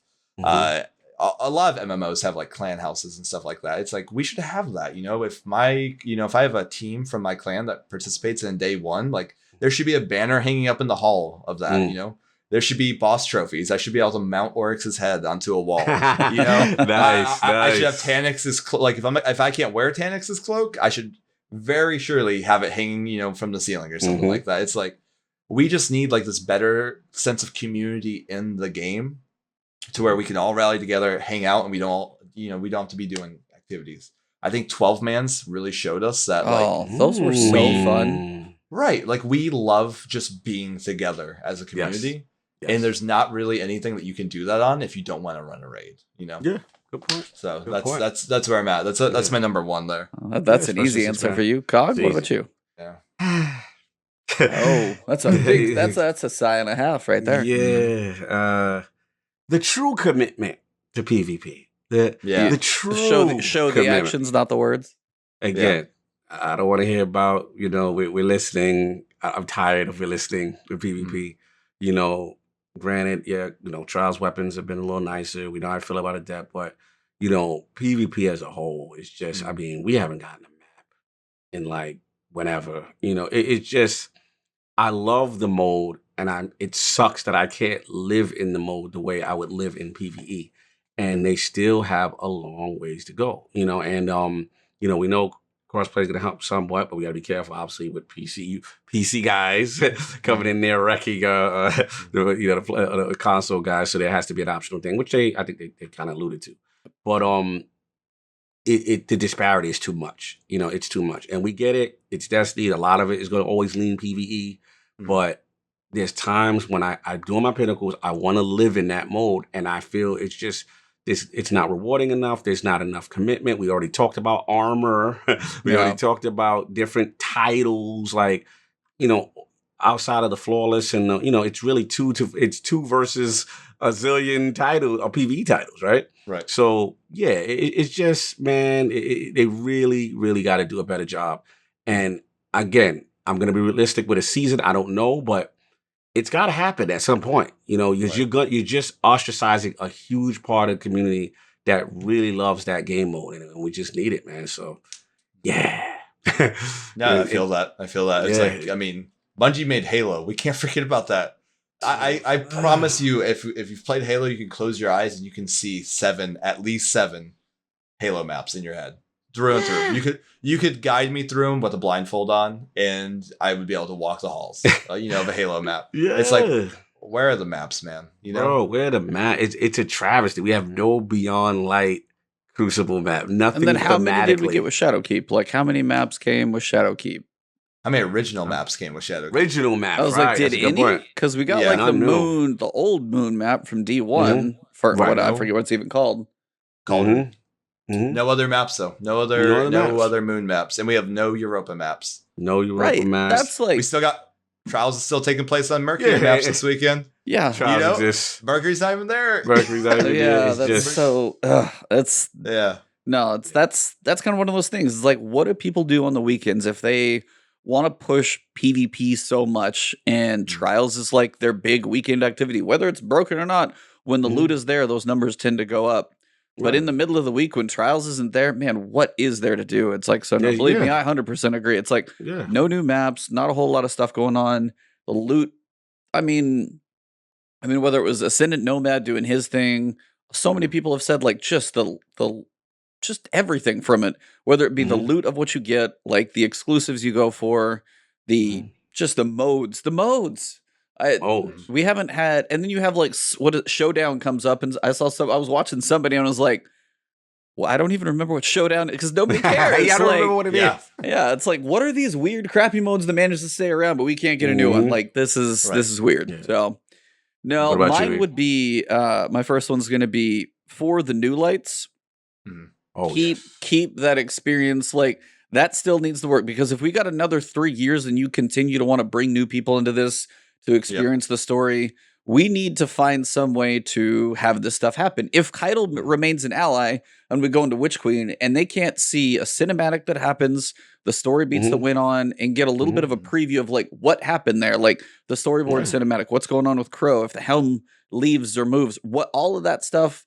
But also on the other side, you see things like Banshee and his mods. Like there are mods that make their random cycle through like twice a year, and these people are trying and just make them all buyable at some point. Make them all available to that type of stuff for somebody who hasn't been in the game for a while. I mean, Zur is kind of there for the exotics. I mean, those will kind of get accumulated. He's a mess, but like that's a whole. I'm not. That might be my other one when we get around there. But he's a mess anyway. But like the new player experience, like now, again, like you play Forsaken, you can't go experience the Red War. They have no attachment to Cade, but he dies in the first mission of Forsaken. Spoiler alert, sorry, too late. All that type of stuff as you go through, you're like, how does somebody jump into this game if they haven't been in it already at all? Like if they didn't play Destiny 1 and then came back, seriously, they do have no clue who Cade was. No idea what's going on. Yeah. I was like, and then you go into those and you get a long goodbye from the Insight Terminus that's like sunset. And I'm like, why is that even happening? Right. So just those, though, the new person needs to enjoy their experience. That's, I know it's a big ask. It's not a small one, but like Shaun, this is a baby step. Baby step. At the bare minimum, anything that's vaulted like the Red War should have almost like a storyboard. For the new light, okay, this is what happened, right? This Dominus Gold figure coming, you do a little, you don't even have to put a lot of big budget. They've done it before with the Zavala assassination attempt, right? You know, they showed it in a storyboard fashion. Because again, I'm running, again, I got to use Rand as an example.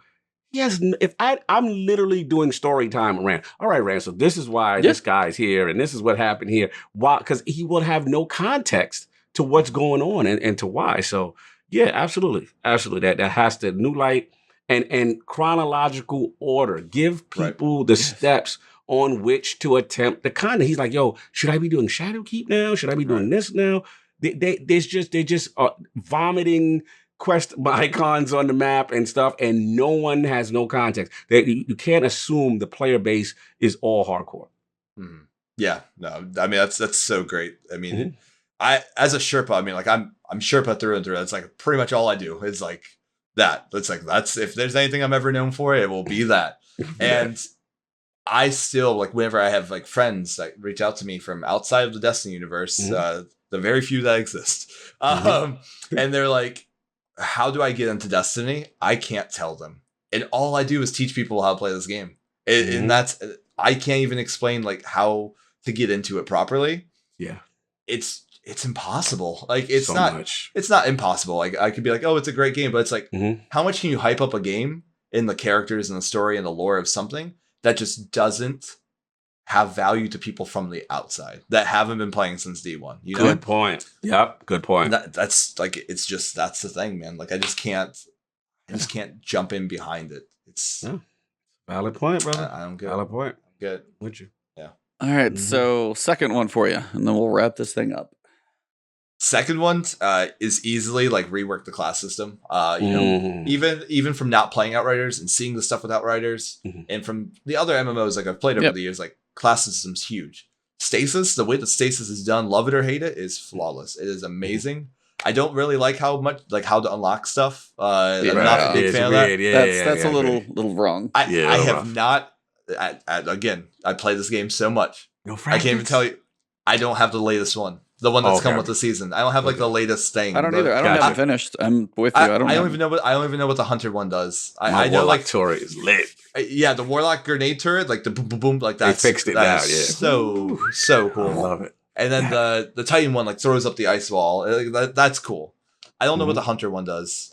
I'm like looking for someone to say it in chat, so I can be like, oh yeah, that's it. It's like I'm a hunter. I don't even have that unlocked. But like seeing Void Hunter, because that's always gonna be my baby. Seeing that go back to like a D1 kind of element, or like even take on like the new breath that they're seeing right now. Like I just want to see that, and more classes come in. You know, like a lot of people have been speculating that like, are we gonna get more darkness classes? Like I think we will. Like I think it'd be cool to have like a this is something that we were talking about during the pressage. You know, like all like the darkness vines and stuff that are coming out. Like maybe we're gonna see like an overgrowth like darkness class, or maybe we'll see like a Siva class or something like that. Like there could be like some cool things that they do there, but the class system just needs reworked. Because like, you know, if you come from another MMO, and you have specific roles, you have the DPS role. Yep. Right now in Destiny, I feel like we're all just DPS. There's no there's no healer build. Like you can have a Well of Radiance and you can have like your healing grenade, but it's like that's it. Yeah. That's it. Like, where's my tank? Why can't my Titans pull aggro off of enemies? Why am I running around invisible and still getting shot at by things? Seriously. Instead of like the big old Titan, you know, rocketing at my enemy. He's shooting at him, but he's still trying to find me and I'm invisible running around. It's like, no, like focus on the big guy. Like, come on. So like I just think like the class system needs to have a stronger emphasis on playstyle and like also be reworked to allow more customization. That's my thing. That's a huge ask. That's not happening by February. No, I was like, but they did Stasis. Like, are they going to introduce the next subclass, which everybody assumes they said this is the first darkness subclass? Is the next system going to look like that one and the old one still are that? Is like, are they always going to remain different like that? It's like, no, I'm with you. Yeah, it's like you have 20 points in Outriders just go into a skill tree and you can barely get to the end of one of them. Like you really specialize in a play style and now you're just like 1, 2, 3. Like it just does not have the same feel of like really going deep into a build. How do I want to play? Do I want to go ultra tank or do I want to go stupid DPS? Like there is no glass cannon in this game. That doesn't exist. In every other RPG, there's always one. Right. So you don't get to play that. But that being said, Cognito, I know you're up, but people are throwing some stuff at me here. Yeah, so. you got work to do, sir. The chat wants some fitness out of E. So yeah, man, like for me, it's been I think, and he would appreciate this, is Arbor. Like the commitment to it in the sense of it's time. It's time, ladies and gentlemen. It's the squad. Who put the squats in the chat? Who redeemed? Who's the evil person out here? Here we go. You know what it is. What's your clan name? It's called Aston. Exactly. This is what this is. It's Aston Grass right here. These are legit squats with proper form. Now look, it's the last word, man. It's a pandemic. You can't get to the gym. You gotta come with the last word. You gotta get your squats in. You gotta get your good form. Yo, the chat is hilarious. Flawless, man. This is what you get here. This is what you get here. I don't know who always back from the dead. You're an evil man. You got E out here doing squats. But look, what's the actual supplement that he can use, Suttledge, that after this amazing physical activity? Is there a supplement that he could possibly utilize? I think you should go take a sip of that focus he's using over there. Yeah. That's focus right there. You see the stance? Woo! Oh yeah, that's nothing but focus. Nothing but focus, man. I gotta get my man that supplement right there, man. We gotta get that promo going for my man. He's out here working, looking like he's refreshing. Look at that. There you go. Woo! Woo! Just like a what you call it model with that. Yeah. Get him on the cover of GQ. Yeah, get him on the GQ, Jay. Get him on the GQ. I heard GQ. You guys are full of crap. Let's go. We got it in, man. It's been a while. It's been a while. Good form, sir. You need a good supplement to finish that strenuous activity, man. Yeah. What? I'm sorry. recovering. Right here. Yeah. Oh, there it is. Focus. What's up, House? You got that one? Yep. Hold up. Let's go. Hold up. Let's go. I'll hold mine up too. Love it. Oh no, I got too many. Best flavor. Okay. Which one is best that? flavor. Okay. That's a strawberry lemonade. Strawberry lemonade. Oh, we stacking. We stacking. Oh, it's a battle. It's a battle. Look at that. Oh man, come on! I can't. That's such a nice decoration. I try to not touch this area as much as possible. The rest of it, no one can see, but this area. So top. Oh my god. Give me top 3 flavors. We got to do one more. There we go. Final top 3. Oh okay. man, top 3 flavors of focus. Yep. Oh, that's super easy. All right, so the Good Game Bro strawberry lemonade. First of all, Good Game Bro is a fantastic creator. He is an amazing human being. If you guys like sports and like Call of Duty and stuff like that, I gotta find. Okay. He has a really good podcast from Rare Drop. He does sport talks and he does Modern Warfare, Call of Duty, Warzone, stuff like that. Fantastic creator. His flavor, amazing. Okay. Absolute flawless flavor. Love the strawberry lemonade. Didn't think I would like it. I'm not really a strawberry lemonade guy, but I love it. I've went through like 2 jars already. Nice. I Frost Bolts flavor, Frostberry, second one. That one, he did an interview with somebody, and in that interview, he was like, I wanted the flavor to just be drinkable. I wanted it to be something drinkable, but like you want to drink it, not for the focus element of it, but the fact that like you just want to drink it. You know, like you get those hunches with a drink sometimes. It's like I just want to taste it. You know, and that's it. Like Frostbolt's flavor is amazing, and then the cherry limeade is like one that like always hits home. Can't go wrong. People are like, some people, it's like a 50-50. It's like a flip of a coin. Some people are like really into it. Some people aren't. Honorable mention is the G1 gummy. Oh man, that's a flavor. But like, just those 3 flavors I could just live off of. Those are nice. Yeah. So for me lately, strawberry lemonade. I kept saying it on Twitter too. It's like, you guys do a lemonade, I'm gonna eat too much already. So I remember that. So yeah, strawberry lemonade is a must. I literally like as soon as it went live, I bought 3 of them. I was just like, nope, done. So bought too many of those. Birthday cake and chocolate milk is like freaking dessert. That is just amazing. I might have to try that. I have not tried that, but now you got me wanting. So good. Like, love the chocolate milk. My advice, shake it up, but then put it back in the fridge. Let the foam kind of settle back down because shake milk kind of get a little foamy. So let it settle back down. Oh, like that's dessert right there. It's absolutely amazing. You don't. Oh, so good. Number 3. Cherry limeade's got to be in there too. Like cherry limeade for me was like the first. Like fruit cherry limeade was my first purchase because I was like, I love cherry limeade, and then I was like, and it nailed it. Now I will tell you, take cherry limeade and frostberry, put them together. So yeah, that one's pretty solid. And then honorable mention for me, Dream Team Punch, also pretty solid. Yeah, I can't forget about it's an energy one, so I don't really go for it too often. I'm all about the focus ones. Nice. I like the energy ones. Don't get me wrong. But Dream Team Punch is definitely like the best. Like it is definitely. That's when you say drinkable. I'm like Frostberry is good too, but it's like Dream Team Punch. I'm just like, like too many. Like I gotta make sure I don't stay up till like 4 in the morning. Elixir. That's my workout drink. Is a Dream Team Punch. That's like my. I don't like what's it pre-workout. I don't like those. Like they make me generate too much. Yeah, dude. So like my pre-workout Dream Team Punch. Nice. I gotta get me in. I gotta try this stuff, man. I've been procrastinating. I gotta try. I've been telling them. I was like, man, like I'll get you on here. We'll be the unofficially sponsored podcast. At least we'll both drink it. So I gotta try it. What did it for me and what got me into it? Because before I started doing stuff with them, I was a fan of the product for a little bit because I drank the bad one before. You know, the one that starts with a G. It's a 4-letter word. I did that, but I did that to come off of my like Red Bull addiction I had. I had like a really bad like coconut Red Bull addiction. I would drink like 4 of them a day all the time. Not Nice. good for you, man. Not good for you. No. And I found out these like gaming supplements, you know, have like that were healthier for you, and so that led me all the way to advanced, and that's what did it, man. Get away from y'all selling me, bro. that Red Bull monster, man. Gotta get away Facts, from that. facts. Yeah, facts. those are bad. Like, Taurine, and that's and kind of all the that nice stuff. thing is like you look at the label, it's like what's in there. It's like you can literally tell like the open because I looked around too. It's like I tried most of them. I didn't try the one we don't speak of, the Voldemort.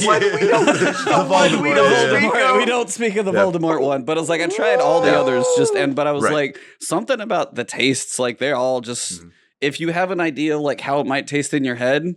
Right. And you may not like cotton candy. I was like, I don't know what the hell that's going to taste like. It's weirdly good. Like that one for me is so I was like, if you want something like, you know, instead of your cup of coffee, just give it a shot. Honestly, like try them out. They're excellent. And I've used them for I work at, sometimes I get up at 4:30 in the morning because I teach kickboxing classes. And that's literally like, it's fitness kickboxing. I'm not Muay Thai, so don't fight me because I'll probably lose.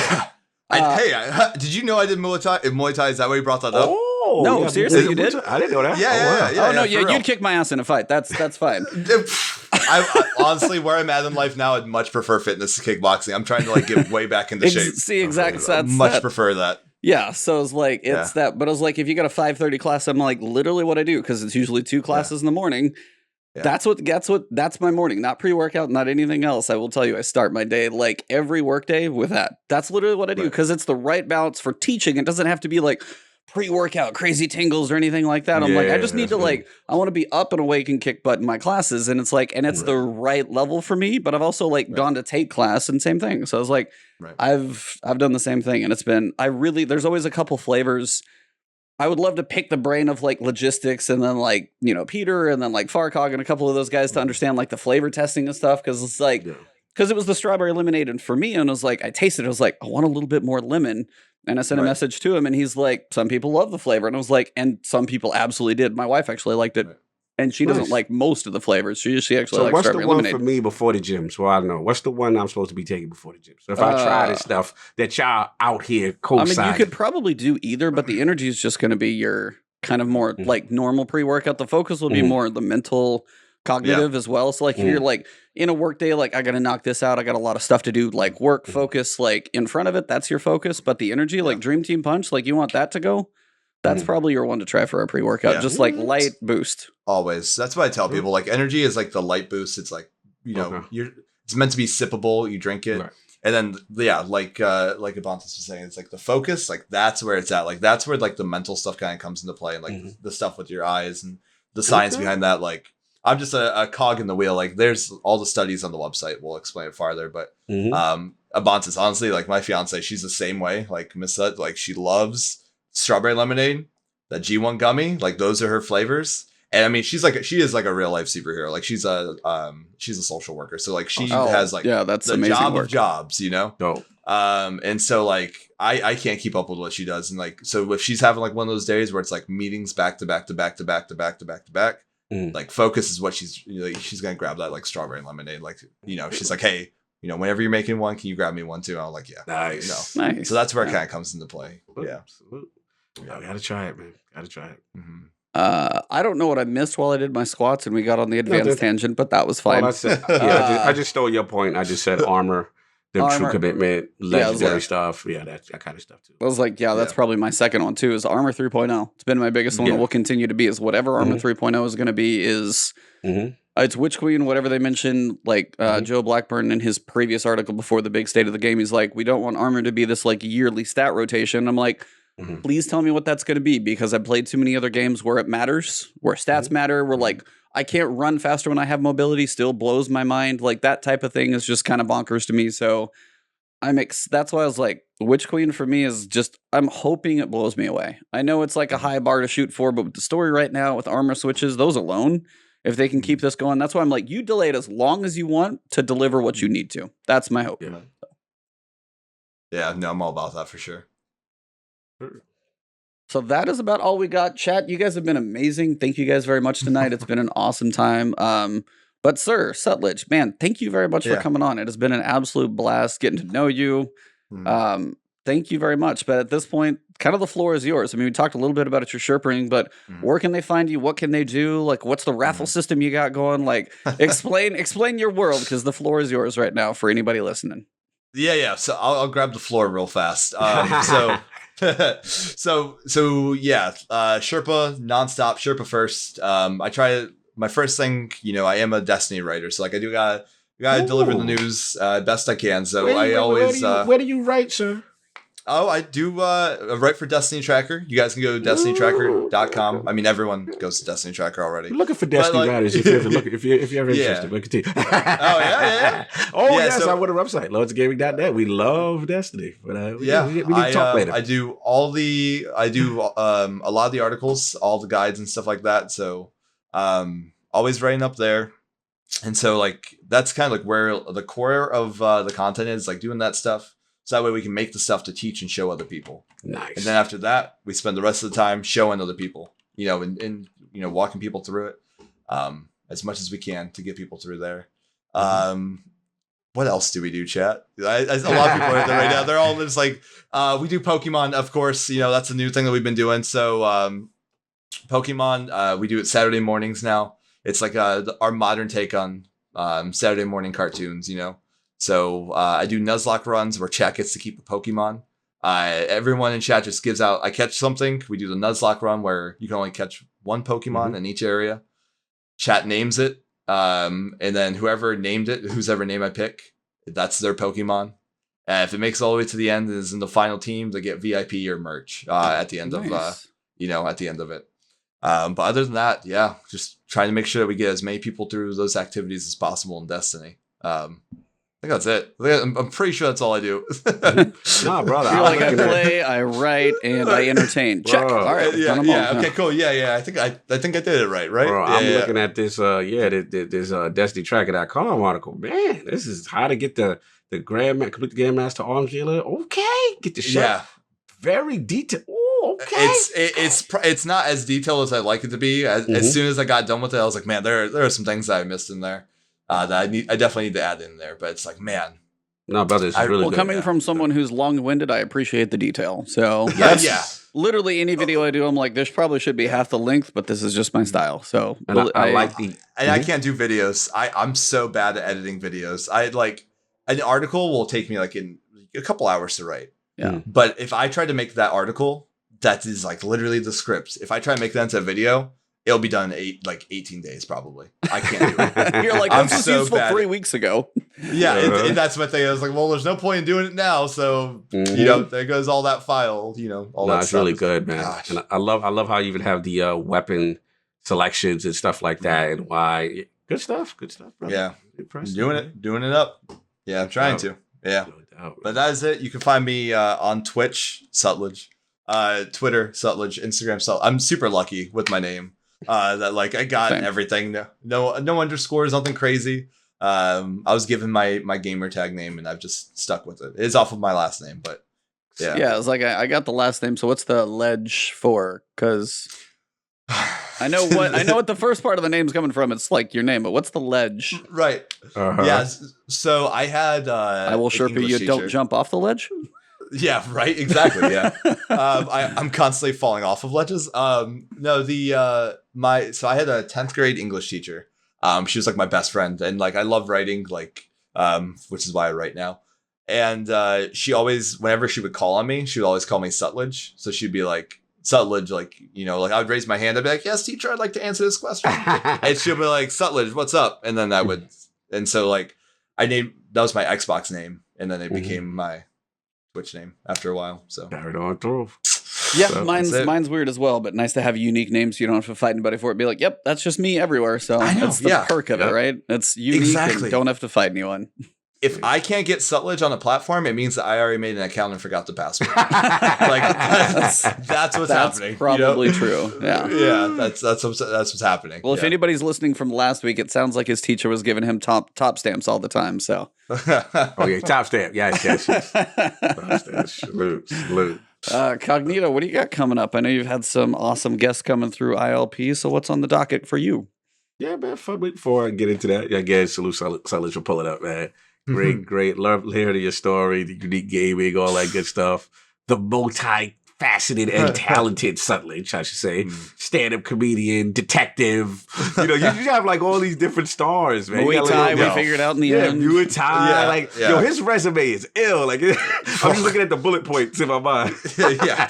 Trying to. Somebody's like, what did you want to be in life? A lot of things. A lot of things. That's literally what it was too. It was like, I don't know. It's so many things to choose from. Nice. And the varied Pokemon, Halo. I love it. Love all this stuff.